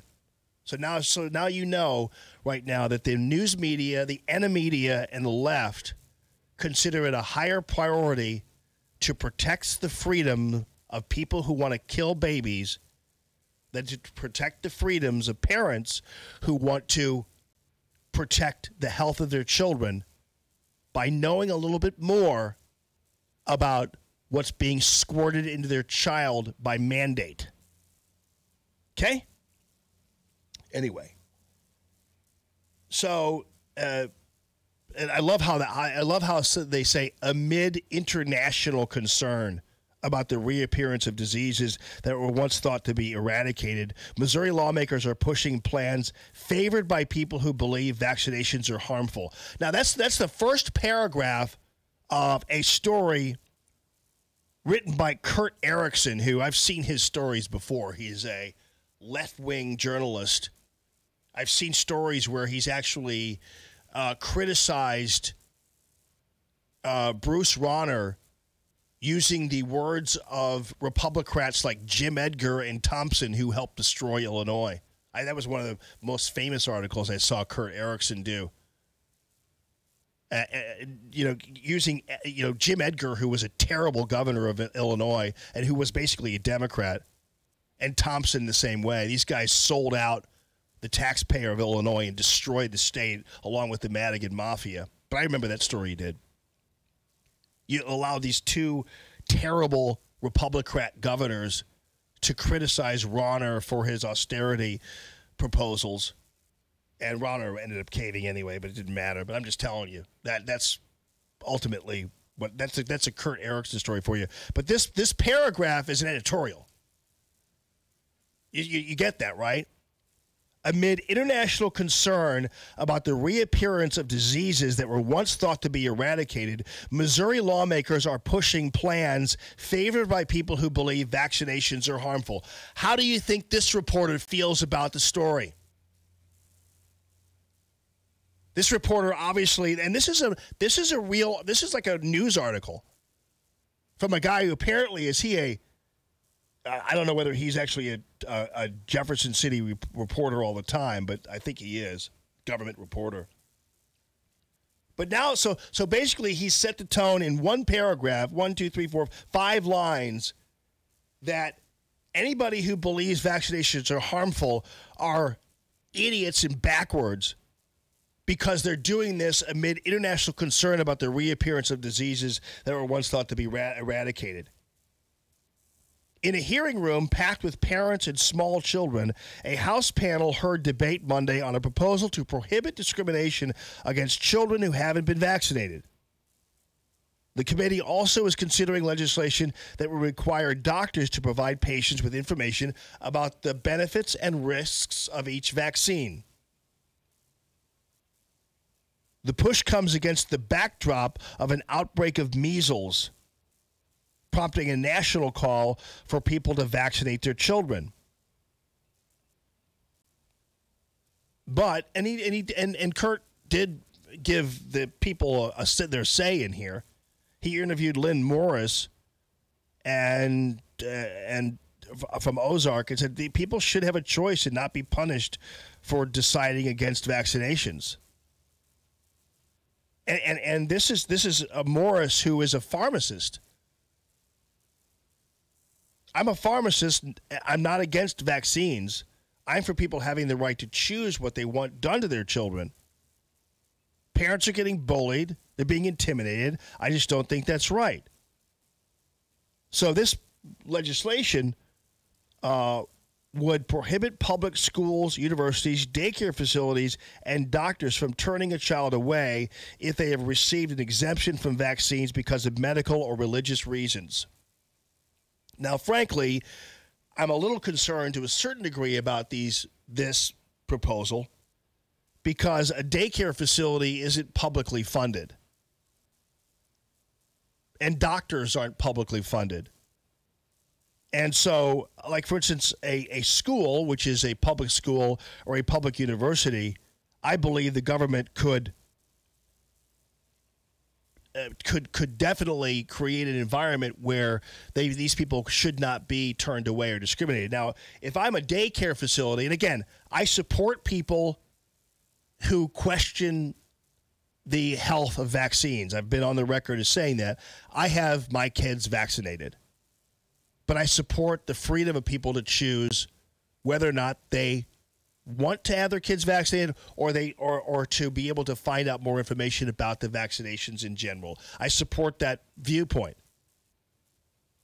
But if I run a daycare center And I have all kinds of liability issues tied to ensuring the health of, I like, for instance, I'm a daycare center. I have an insurance policy. That insurance policy might say, you know what? You got to make sure everybody's, I don't know what the insurance policy would say, but you know what I'm talking about, right? So if I'm a daycare facility, if I don't want kids who aren't vaccinated in my facility, I shouldn't be forced to accept them. I don't think that's right. Do you agree with me? You can call the Tammy.com real estate listener line at 844-855-1380. But I don't think I don't think a private daycare facility ought to be forced to do anything that could be contrary to either its charter or even its own insurance policy. There's not an insurer in the world, probably, I'm just kind of guessing here, but I don't think there's an insurance company in the world who would insure a daycare center that is willingly, knowingly accepting unvaccinated children. I don't know. Maybe there is out there, but I would think, because here's the thing: the parents who have their kids vaccinated, or the parents whose kids are too young to already be vaccinated and might be intermingling with, it depends on the daycare center. Does it go from age baby to 5 years old? And so at that point, the babies are exposed. I'm just saying, there are some problems with this bill that I think start to just get into certain other levels of freedoms. Because I do believe, as much as I want people to have the freedom to not be barred from schools and from universities or from public squares if they haven't been vaccinated, I don't think that a company ought to be forced to accept people who haven't been vaccinated if they don't want to.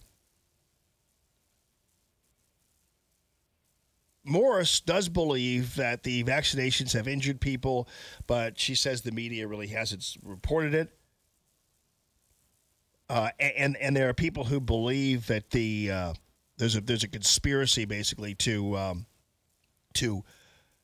keep this news from people. Dottie Bailey, who was newly elected and a great person there in Eureka, she has a bill that would require a healthcare provider who administers vaccines to provide the benefits and risks of each vaccine and other specific information about the contents of the vaccine. Should have Dottie on. And it would also require a parent to be told how to report a vaccine adverse event. And I think that's a good proposal. That's more of a clear the air proposal. I don't see how that's even. I don't see how that's a problem. And that a healthcare provider should be forced to provide that, as long as it's made easy for them to get the information and everything else. Because heaven knows that we don't need to pile on more paperwork for doctors. That picture you put up there on the Facebook page, what is that? Oh, anyway, in March, a 10-year Danish study of 10,000 children validated the results of a 2002 study that found no relationships between the vaccine for measles and autism. And the Missouri Department of Health actually even has something on its website that says vaccines are safe and effective. That's why it's important for everyone to receive all of the recommended immunizations on time. Health officials now say 465 measles cases have been reported this year as of last week. That's up from 387 the week before. The numbers are preliminary. The 2019 tally is already the most since 2014, when 667 cases were reported. It's interesting. In 2014, there wasn't even a discussion about this whole issue in 2014. That's interesting to think about. Call Tammy.com real estate listener line is 844-855-1380. It's Common Sense Radio. More Allman in the Morning coming up on 1380 and 105.3. The Answer. Joe Walsh thinks it's a good idea to close the border. They're overwhelmed at the border. all of these people trying to come into this country seeking asylum. President Trump came out this morning and tweeted that if we don't get things under control on the border, he's going to shut down the border. He's going to close our border. He's going to shut it down. To which I say, shut it down. The Joe Walsh Radio Program. Weeknights at 8 on 1380 and 105.3. The Answer. Breaking news. Stimulating talk. All right, friends. Banner Construction, Bill and Sam, thank you on behalf of me and the entire Common Sense Nation for coming back to Allman in the Morning after a short little hiatus. Appreciate your support. Since 2005, Banner Construction has been on my side, and I love these guys. I love what they do for your home. I love the fact that they just have the greatest siding that you could possibly find anywhere. That's the James Hardy fiber cement siding. This stuff is beautiful. It looks like wood, but lasts half a century, and it is easily installed on your home and looks divine. And they can prove that to you with some brand new technology where they are able to show you exactly what the James Hardy fiber cement siding will look like on your home in whatever color you might have in mind. So that's a great deal, and that's a great thing from my friends at Banner Construction. Check it out on the web. It's bannerconstruction.com, 569-1050. They also, of course, have vinyl siding that is beautiful, comes in all kinds of different pallets. They put a new roof on for me, which is great. They had a Tamco vintage roofing shingle that we got from Arrowhead, which is great. And also, they have the wood windows. These wood windows, you haven't lived until you've actually experienced the beauty and the longevity and the hardiness and the insulation ability of the wood window from Banner Construction. I encourage you to check it out on the web. It's bannerconstruction.com, 569-1050. Call Banner. Thank them for coming back and supporting the Allman in the Morning show. Call Banner and have a Banner day. This is a message to business owners. The strongest selling proposition is to get your customer into your store in front of your product. Now you can do that digitally everywhere with Salem Surround. Digital marketing that easily takes your business beyond its four walls, putting your message on people's computers, tablets, and mobile phones everywhere. Your digital ad virtually puts them into your store in front of your products. Salem Surround takes the mystery of digital marketing off your shoulders, letting you run your business while we deliver customers. Call us at Salem Surround for a free analysis of your digital marketing effectiveness and suggested ideas that could dramatically increase your sales. There are no limitations on where you can reach customers. Salem Surround, total market penetration for increased ROI. Learn more by logging on to surroundstl.com. Surroundstl.com, connecting you with new customers. Thank you so much to my friends over at Dryden Camus Insurance, the answer to your health insurance needs. Dryden Camus ins.com is the website, and they are one of the sponsors, one of the many sponsors on my list of people who are supporting the Allman and Larry Elder in the Evening show, coming to your View 17 right here, where I'm basically at right now on May 9th. It's a Thursday. TheAnswerSTL.com is where you can get the tickets, and it's $79 for the VIP ticket, which gives you the free Larry Elder book about his relationship with his father, which he will also sign for you. You are getting free hors d'oeuvres, free food, free drinks. You're getting the meet and greet. You're getting the tour of this beautiful studio here, brought to you by Arrowhead Building Supply. And you are just going to absolutely love this evening. It's going to be great. Jamie Allman, me, and Larry Elder, Thursday, May 9th. TheAnswerSTL.com is where you can get the tickets. So it's $79 for the VIP tickets, and then it's $13.80 for the general admission tickets. And thank you also to ThrottleNet, your full-service IT support plus security, ThrottleNet.com, for being another sponsor of this fabulous show. I'll name them all here. Proctor Drapery, Razorback Armory, Michael's Flooring Outlet. Thank you, guys, for putting this show together for us and for supporting this great evening. It's Allman and Elder in the Evening. I'm kind of renaming it, but it's good. It's a catchy name, right? May 9th, Thursday, right here. Get your tickets at TheAnswerSTL.com. Joe Walsh, tonight at 8. Now, more Allman in the Morning on 1380 and 105.3. The Answer.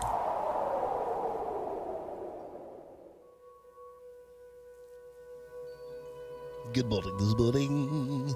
George Papadopoulos on the way. Going to finally land that interview with him. It's going to be great. Real quickly, I want to tell you, I really heard about this story in Michigan. Steve and Bridget Tennis, they're military veterans and devout Christians. They own a Country Mill Farms in Michigan. Have participated in a farmer's market in the state's capital on the weekends for almost a decade now. So when Steve posted his Christian beliefs about marriage on the farm's Facebook page, the government's immediately targeted them and created a city policy that excludes Country Mill Farms from selling produce at the farmer's market. This case is going before the courts coming up here on the 12th of April. And the people who are defending that case are my friends over at the Alliance Defending Freedom.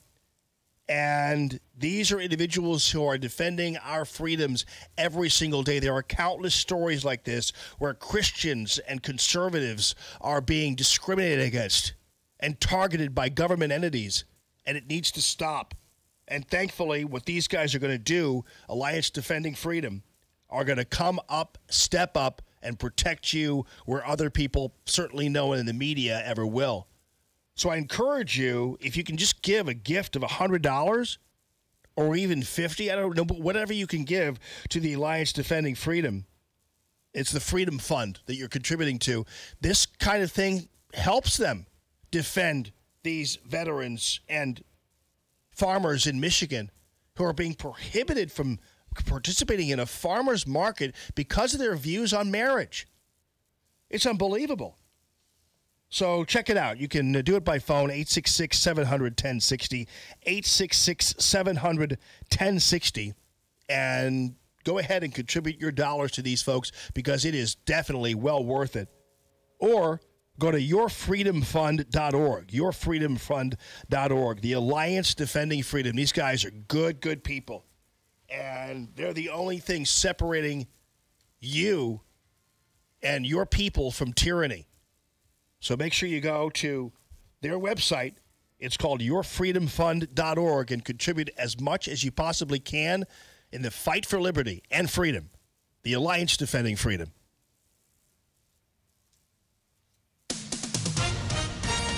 With SRN News, I'm Rich Thomason in Washington. Attorney General William Barr testifying on Capitol Hill this morning before a House panel. The Attorney General telling lawmakers that he does plan to release a redacted version of the special counsel's Russia report within a week. Executives from Google and Facebook will be going before Congress today. They'll answer questions about their platform's role in the spread of hate crimes and white nationalism. A San Francisco federal judge giving the Trump administration until Friday to appeal his ruling that strikes down the president's policy of returning asylum seekers to Mexico while they wait for U.S. courts to hear their cases. Stocks are sharply lower on Wall Street so far today. Right now, the Dow is down about 175 points. The NASDAQ Composite Index trading 13 points lower. More details at srnnews.com. Stuck in traffic? We've got the answer on 1380 and 105.3. The Answer. Well, it's been a rough day, and it still is out there. An accident on 64 westbound. Your stop and go from US 50 to before Route 159. And 364 eastbound is completely jammed from Mugi to after Maryland Heights Expressway. Center lane still blocked there with that accident. We can see it from the jam cam at 141. Flooding is still an issue in West Alton. Northbound and southbound 67 sharing the northbound lanes between the Missouri River and the Mississippi River because of flooding. 270 northbound's eased up a bit. Gravois to Manchester still heavy. And 6440 eastbound Lindbergh to Big Bend. Westbound it's Van Deventer to Laclede Station. Traffic is sponsored by Farmers Insurance. At Farmers Insurance, they know the sound of a perfect hot air balloon landing and the less than perfect one. Seen it? Covered it. Talk to Farmers. I'm Bonnie Green with your St. Louis Metro traffic on 1380 and 105.3 The Answer. 1380 The Answer. Weather. Today we'll have mostly sunny skies and a high of 72. Partly cloudy skies tonight with a low of 51. Wednesday will be breezy and warm with times of sun and clouds, the high 74. Partly cloudy, breezy, and warm Wednesday night, the low 63. Mostly cloudy Thursday. It'll be windy with a strong thunderstorm. Those thunderstorms could bring hail and damaging winds. Thursday's high 76. I'm Drew Shannon with your St. Louis Metro forecast on 1380 and 105.3 The Answer. Joe Walsh thinks it's a good idea to close the border. They're overwhelmed at the border. All of these people trying to come into this country seeking asylum. President Trump came out this morning and tweeted that if we don't get things under control on the border, he's going to shut down the border. He's going to close our border. He's going to shut it down. To which I say, shut it down. The Joe Walsh radio program. Weeknights at 8 on 1380 and 105.3. The Answer. Breaking news. Stability Talk. Diabetes, high blood pressure, anxiety meds, everyone's on them. If you're a 50-year-old male, maybe a bit porky, and you may even have type 2 diabetes, $1 million of term insurance may only cost you about $200 a month. Call Term Provider. Speak with Big Lou at 800-444-2013. Big Lou will find a term life policy for you even if you have type 2 diabetes, are overweight, or have high blood pressure. Term Provider has helped thousands of people like you who think they can't afford term life insurance. To buy $1 million of affordable term life for you, all you need to do is call Big Lou at 800-444-2013. Lou will make sure the scales are tipped in your favor. Call 800-444-2013. Big Lou will answer your call and work to fit you into a term life policy that you can afford. Remember, Big Lou's like you. He's on meds, too. Call 800-444-2013. 800-444-2013. This hour of Allman in the Morning is brought to you in part by Dr. Anna Smith, the #1 provider of oral sleep appliances in the United States. Learn more at cpapsucks.com. Listen to Allman in the Morning with Alexa. Wake up and say, Alexa, play The Answer St. Louis. Now, back to Allman in the Morning on 1380 and 105.3. The Answer.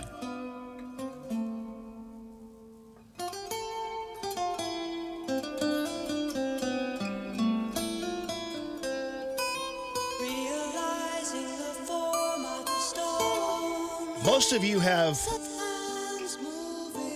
only learned a little bit. I didn't want to play that. I played the wrong damn one. Hold on a second here. I like Tormato. It's just too much. That's all. A little yes in here for everybody. Good morning this morning. Most of you have only had nightmares about falling into the dark dungeon of the deep state. You heard a lot about it, but you're never going to really truly feel it until you've read the book written by George Papadopoulos, Deep State Target, How I Got Caught in the Crosshairs of the Plot to Bring Down President Trump. For those of you who want to know who your enemies are out there and who potentially will go after people you know and love too, need to be able to get a hold of this book because it's written by a brave soul, George Papadopoulos. I am privileged to have him on the show right now. George, thank you so much for joining us, my friend. Oh, thanks so much for having me. I'm looking forward to it. Yeah, let me tell you something, man. I in reading this and in reading your story, it is nothing short of terrifying. And if I'm terrified reading it, you must have been just shocked going through it. What was it like? When did you first know that suddenly you were going to be dragged into this thing? Well, I don't think anybody could have possibly predicted while we were just doing our job during the 2016 campaign as any other political operatives or political employees of an opposition campaign would be doing. We just were guilty, I guess, of working for the man who ended up taking down the Clinton cabal and destroyed Obama's legacy, and that's Donald Trump. And I was very happy to do that, by the way, just for it to be clear. So I noticed that as soon as I joined the Trump campaign, after I had left the Ben Carson campaign around March of 2016, I was in London, where I had a consulting business out there. And I started to have these bizarre overtures by these very high-level British diplomats, Australian diplomats, or a couple of Israelis. There were some intel guys, that were just never quite understood what they were creeping around me for, why they were reaching out and trying to meet with me all the time and try to get involved with the campaign to some extent. And so basically, what I later found out, obviously, was that the Obama administration had put me and General Flynn and Paul Manafort and some other people, we were already under their microscope for our various business dealings and foreign policy ideas that we had, and because we were joining Republican presidential campaign politics. And, they basically, meaning the FBI and the CIA and the Obama administration, threw the kitchen sink at me within 1 month of me joining the campaign. I had informants sent my way talking about Russia having hacked emails, and I had, Australian diplomats spy on me. I had the British government itself spy on me. I had MI6 and CIA operatives spy on me in London. So it's an incredible story that I did not realize at the time what was happening, except it's like you or anyone listening to the show, you're meeting a strange person and they just leave a bizarre taste in your mouth after you meet them, but you don't expect that they're actually some sort of informant or spy. You just think they might have been a weird person, and that's really what I was thinking until obviously the FBI came to my house in January of 2017, and they start to talk in circles about Russia and hacking and Israel and all this crazy stuff that I had nothing to do with. And later on, as you'll see in my book, I get arrested at an airport when I'm not even told what I did wrong. So the entire situation was, meaning from beginning until end, and even including the submission of the Mueller report, was basically it wasn't a black and white story. It was really a gray story that was filled with a lot of innuendo and fake information that was designed for one purpose and one purpose only, and that was to undermine the Trump campaign, hurt Trump associates in order to impeach the president. But they couldn't do it. Talking with George Papadopoulos, who is the author of this brand new book, and it's called Deep State Target, How I Got Caught in the Crosshairs of the Plot to Bring Down President Trump. When you were being interviewed by the Mueller team, or I guess the FBI would be the Mueller team, or whatever, is it the Mueller team or the FBI or both? Well, initially when the FBI came and targeted Flynn and I within 48 hours of one another in January of 2017, it was simply the Comey politicized FBI. Because I want to make a distinction between the good people of the FBI and the politicized hacks like Jim Comey and, the Sally Yates and these people who were running the Department of Justice under Obama. So they came to my house in January of 2017. Are you there? Yeah, oh, yeah, sorry. You broke up. Did you ask? What was your last question? So they came to your house, and where? At what point did this? When you said that the Mueller team. Yeah. Sorry. I thought you broke up. Yeah. So they came to my house in January of 2017 within 48 hours of meeting with Flynn. So they targeted Flynn and I right out of the gate. They just didn't want us anywhere near the White House, or they just wanted to basically use us to come up with some fake conspiracy story, and that's what I guess they're trying to do with Flynn right now, like they tried to do with me for the last 2 years. But then Mueller was appointed, I believe, in May of 2017. So when I was arrested at the airport in July of 2017, it was Mueller who decided that, apparently, not Comey, because he had been fired. So what then was, George, then the lie that you were sent to prison for 14 days for? What was then the lie that you told the FBI? What was that all about? You know what? To this day, I regret pleading because actually, when I actually tell you right now, you're probably going to laugh, or the viewers are going to be horrified. The lie was basically I had been approached by a man in London, called Joseph Mifsud.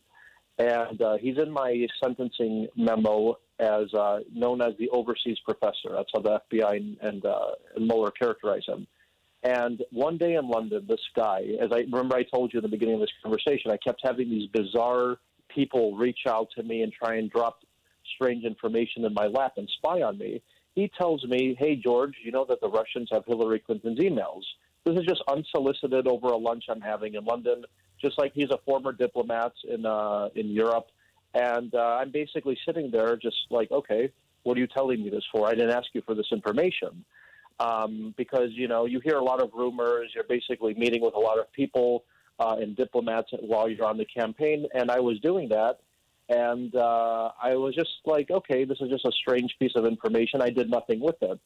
And fast forward to the FBI interview, 11 months after that meeting in London, I tell them voluntarily, after they asked me, hey, George, did you hear anything about hacked emails or Russia or anything? I said, no, guys, I've never met a Russian official in my life. But there was a strange guy in London. So, and he told me, hey, the Russians have Hillary's emails. Now, little did I know that this guy was working with the FBI the entire time. And this is why the entire case is scandalous and why I'm basically right now, I've written my book, I'm getting my story out there, and I'm helping Congress investigate the investigators, because this entire investigation was a scam from the beginning. The guy who tells me this information, which I later get indicted for misremembering when I met him, because that's actually what I was caught with. So I tell them he told me this information. They look at me, okay, so when did you meet him? And I said, I don't know. I think I met him in April or March. And I apparently I had met him in February, and then they say I lied and I hindered their investigation because I misremembered when I met him. That's actually what I was charged with. It's an incredible story, and it just shows to the extent that the Comey FBI and Mueller's team went to basically bankrupt Trump associates like myself, Mike Flynn, and others, just to get us to plead guilty to these bizarre perjury traps so that they could tell the world, hey, look, Trump guys are bad, and we indicted a couple of them. But look, I want everyone to understand who's listening to the show. When you have the full force of the U.S. federal government on your shoulders, like they did to me and Flynn and others, like Roger Stone and Jerome Corsi and and Paul Manafort even, doesn't matter how rich or poor you are. If they want to indict you, they're going to indict you one way or another. And that's what happened here. I mean, I really now believe in that adage that you can indict a ham sandwich, because I saw how I got indicted, and it's truly a bizarre story, but that's what happened. George, it sounds like a classic entrapment, because it sounds like these guys were following you around and dropping information on you, and then later knowing they were going to ask you about something, and if you didn't exactly accurately portray whatever it was that was going on, then that would be constituting a lie. It sounds like classic entrapment. Look, you are 100% right, and here's where the scandal is. We're talking about the FBI basically entrapping an American citizen abroad who was working for a political opposition campaign. That's why, I don't know if you noticed, but before I spent my 11 nights in jail because of this witch hunt, I actually had hired new counsel, and I was actually on TV speculating and trying to withdraw from that plea agreement because I found out this information a little too late, but I was still trying to get out of the agreement. And that's really what it is. This guy, by the way, who told me the information, Joseph Mifsud, who I explained right now was an asset of the FBI, not of Russia, he's gone underground. No one has seen him in 2 years.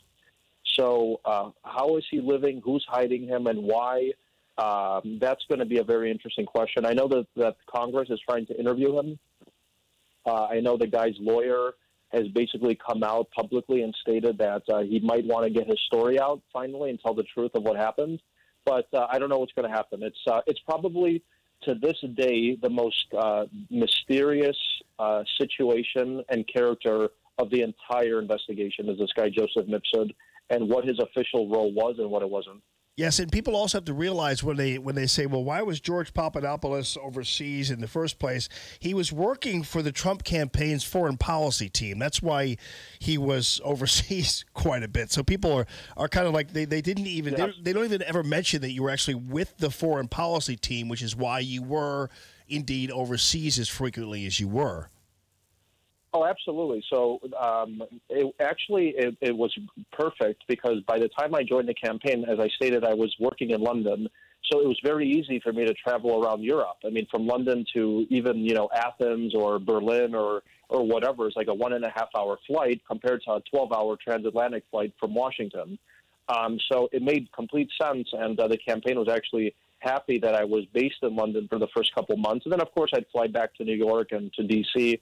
to meet with, the campaign and Trump or whatever, whenever we had meetings. But, yeah, that's what my job was. It was to meet foreign diplomats, to help write candidate Trump's foreign policy speeches, and actually broker meetings between him and foreign leaders. And that's what I did when I introduced him to the Egyptian president. The book is called Deep State Target, How I Got Caught in the Crosshairs of the Plot to Bring Down President Trump. That's a new book by George Papadopoulos, and it is riveting indeed. George, so have you spoken with President Trump since all this went down?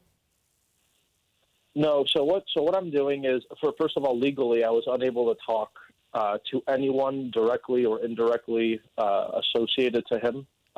So basically for 2 years, I was locked out of my professional network because of, I guess the FBI wanted to bankrupt me so that I would have to, not fight back in trial. And I've just now written my book, which I've spent the last 6 months on. It just came out last week. So my goal now is just to get the story out. I don't want to really reach out to the administration directly because it's not really the time to do that. And I think I just want to get the talking done through the media, like on platforms like yours, Hannity, Fox and Friends, MSNBC, whatever I've been doing recently, and let my book speak for itself and help Congress and help, people get to the bottom of exactly what happened in 2016. And if I'm called upon by the administration or anyone in the White House who wants a private briefing in case they don't understand anything, I would be happy to do it. But for now, I think the message is getting out there pretty loud and clear over the airwaves and through the book and in Congress. My testimony to Congress was just released last week. It's quite an interesting read for everybody who wants to check it out. And it clarifies a lot of what happened in 2016, and it's probably going to help redirect the arrow towards the investigators now. Yeah, great. And also, by the way, folks, George Papadopoulos also talks about his situation with Jeff Sessions, which I think is should be revealing to a lot of you in terms of Jeff Sessions' role or lack of one in all of this. And so that's interesting, too. And 14 days in jail you served. What was that like? Where was that? Oh, I mean, it was a bizarre, horrible situation. I mean, fortunately, it was a very, very minimum security place. It kind of looked like a university dorm almost. Yeah. But it was in Oxford, Wisconsin. Oxford, Wisconsin is a beautiful little city in Wisconsin, the heartland, basically. A lot of Trump supporters out there. But look, I didn't have any issues in there. I was in there with a lot of doctors and lawyers and business people who basically committed some white collar tax fraud or whatever they did. So I wasn't in there with dangerous people, which was good. Yeah. But at the end of the day, you're basically in there. And the first day I get in there, my wife is on Tucker Carlson's show basically crying that her husband's in jail now because of a witch hunt. So that was a very surreal moment. Actually, I remember that. It was my first night in there. And I lifted my head up, and they have the TVs in there, and I saw Fox News, and I see my wife on Tucker Carlson's show crying. And, that really just made me mad. And, she spent the entire time with me in cold Wisconsin. And it was just kind of a sad situation. Yeah. But, we overcame it. And, we're stronger than ever because of it. Well, good for you. And do you think there's a pardon in the offing? You know what? I have absolutely no expectation or knowledge of. I know my lawyers have applied for one. And they're basically letting the administration know the facts, just like I'm going out there and giving the facts of my case. And if the president is going to pardon anyone, he's going to do it on his own accord. I can't convince him or not convince him to pardon anyone. But certainly if he grants me one, I would honorably accept it because, I think that'd be a great thing. Yeah, George Papadopoulos, first of all, thank you so much for sharing your time with us here at All in the Morning. And certainly, thank you. And thank you for sharing your revealing and teachable moments here with Deep State Target, How I Got Caught in the Crosshairs of the Plot to Bring Down President Trump. Boy, it's just been a surreal experience for you, but thank God you're here and able to share the story with us. And we appreciate the book and certainly appreciate you hanging out with us on the show this morning. Thank you, sir. Thanks a lot. It was great. I appreciate it. Good. Thank you. And we really do appreciate that. Yeah, man, that's some That's some scary stuff right there, man. I mean, you got to read the book. I haven't read the entire book. I've read multiple excerpts of it, but I haven't read the entire book. And it's really it's a movie. I mean, and really what you get is and what I basically came to while listening to him. Really, what this was is these guys said, we've got a chump here that we're going to try to focus on, and so they followed him around Europe, posing as people when they're actually law enforcement, and just dropping all this stuff on him, trying to get him to do something. So this was a manufactured thing that like the entire Russia investigation was. I mean, ultimately, when all is said and done, and when more of these people are able to share their stories and write their books, and I guarantee you somebody's going to come forth from the deep state itself and finally confess this stuff, and this will go down in history as one of the biggest and most obvious injustices we've seen in a long time in presidential history. Is this fake Russia conspiracy story. Unbelievable. And it involved every engine imaginable to get this thing off the ground. The news media, left-wing politicians, Republicans, pencil-pushing bureaucrats, everybody who had a vested interest in making sure the guy from the outside wasn't going to succeed. And this book, I think, is the first shoe to drop of many shoes to drop in this ongoing, what ultimately will be a scandal. Your phone calls are welcome. I think we have a little bit of time here. Call Tammy.com's real estate listener line is 844-855-1380. Live from the Arrowhead Building Supply Studio, this is Allman in the Morning on 1380 and 105.3. The Answer. Rick Pogue here with Arrowhead Building Supply, the region's #1 specialty exterior building supplier. Arrowhead has the widest range of exterior products, from the most economical and commodity items to our highest-end outside elegance collection. If you need a contractor, Arrowhead supplies products to hundreds of the best contractors and builders in the business. Call us for a contractor referral and rest easy. The Arrowhead Cube Home Visualizer tool means you can upload an actual photo of your home and change it with just a touch of your finger. Now you can be 100% confident in your selections before they are installed on your home. Our product showrooms are the largest and most beautiful in the industry. We make it simple to experience a full range of siding, roofing, window, door, deck, and even stone options for your home or business. Check us out at arrowheadbuildingsupply.com or visit an Arrowhead showroom near you today in St. Peters, Missouri, Peebly, Missouri, and Fairview Heights, Illinois. Arrowhead Building Supply. Building supplies for building success. arrowheadbuildingsupply.com. I do like giving you the MyPillow/Jamie, MyPillow.com/Jamie. They have a phone number, but I'm gonna stick to the MyPillow.com/Jamie because that's the easiest way to get a hold of them. And here's how you're gonna do it. You're gonna use that promo code Jamie, and you're gonna get 30% off these Giza Dream Sheets, which are just outstanding sheets. These are comfortable, cool sheets. I don't know whether you understand the concept of a cool sheet, but it all depends on the thread count and how the sheets are made. And these are made with cotton that is grown in the Middle East at the perfect place. The Nile and Sahara and that whole Mediterranean Sea kind of come together. And so the thread count then is put together, and that's how you sleep cool. You don't have that rub. It's kind of complicated, but you don't need to know about the technology related to how you're sleeping cool.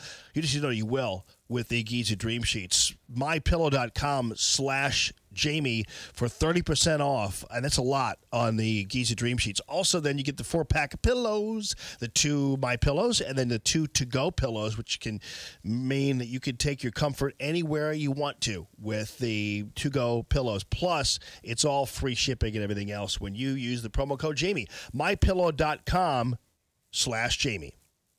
KXFN St. Louis, K287BY St. Louis.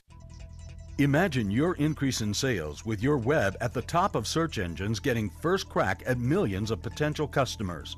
We know how to make that happen. We're Salem Surround. digital marketing experts who offer a free analysis of your digital marketing effectiveness and suggest ideas that could dramatically grow your profits. Getting your website at the top of search engines is a process that takes unusual expertise. Our team can help you achieve. In fact, we can put all your digital marketing under one roof, give you monthly reports on results, and instantly move your dollars to the most effective areas of your digital marketing suite. Social marketing, geofencing, web search enhancement, event targeting, and more. There are no limitations on where you can reach customers with Salem Surround. Total market penetration for increased ROI. Learn more by logging on to surroundstl.com. Surroundstl.com, connecting you with new customers.